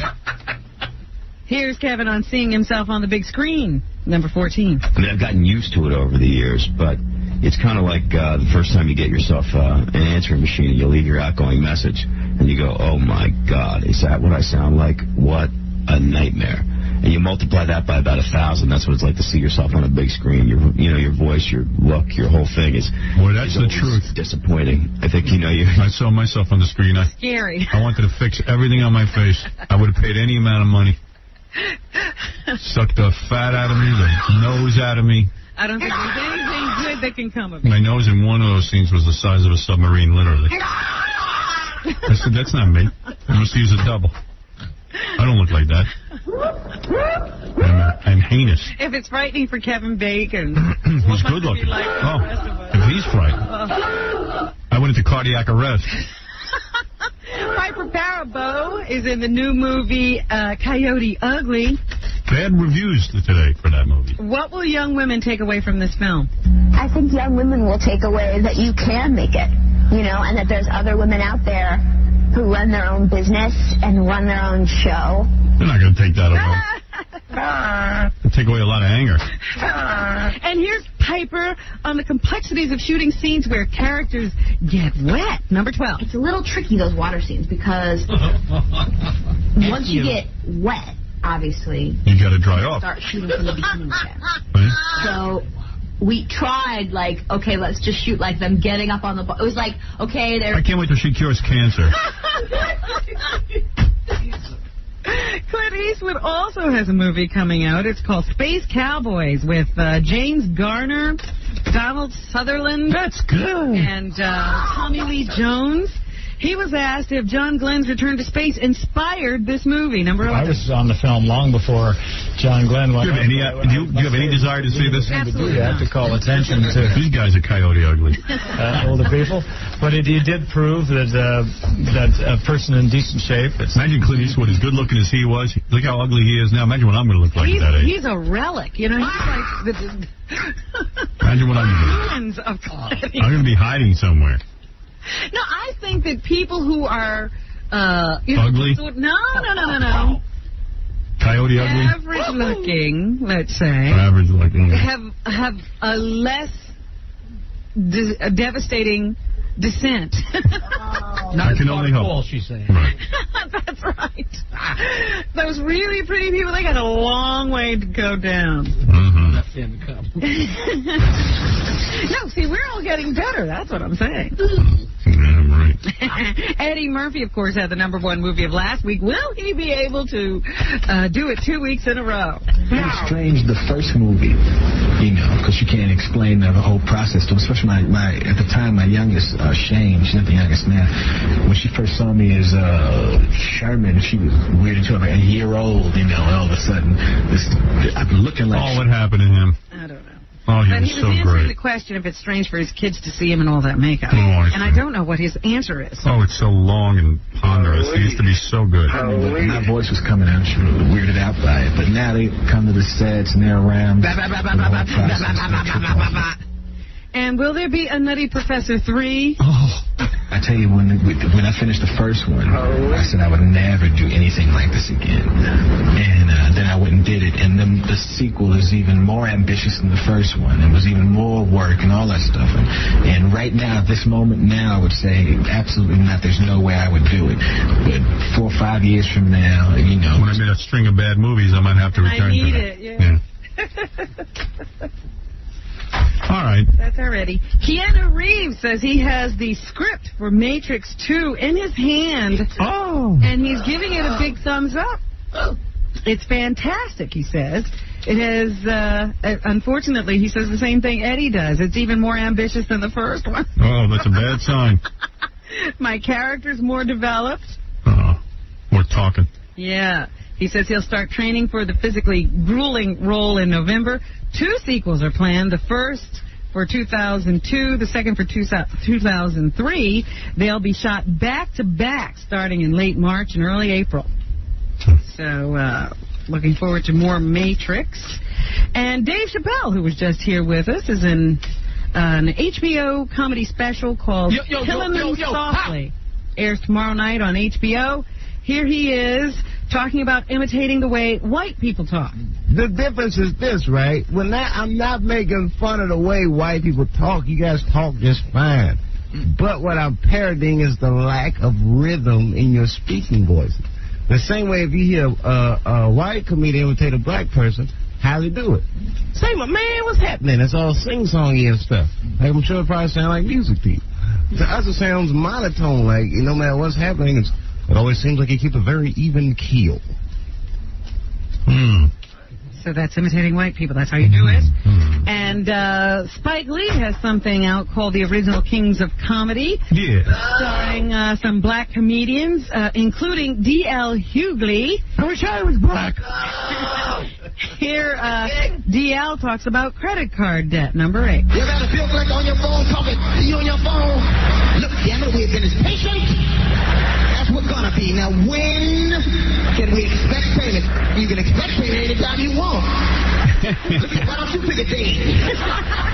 That way we be surprised together. I ain't had the money when you called last week. I ain't ain't gonna have your money when you call next week. Tell you this, 'cause I'm tired of disguising my damn voice. Ain't no Chinese people live here. That was me going, he no here. He moved away, he no here no more. If you don't pay, we're gonna f*** your credit report. There ain't no more room on my credit report. You gonna staple my credit report? That's funny. Hey, D.L. Hughley. He's funny. The original kings of comedy. And that's what's happening. White people should have a king of comedy. Me, Jackie. Jackie, get out there and make your movie. Hey. Jackie, way too many. Busy with potluck. Jackie, the star of Potluck Martling. His 4 Dirty Joke CDs and cassettes are available on the Jokeland Web Mall. Call 1-800-323-KING. Hey, Saturday, August 19th, a big show for Jackie at the Cape Cod Melody Tent in Hyannis, Massachusetts. Now, what I suggest you do is get in touch with that Jokeland.com for MP3 audio and filthy 3D Joke Man.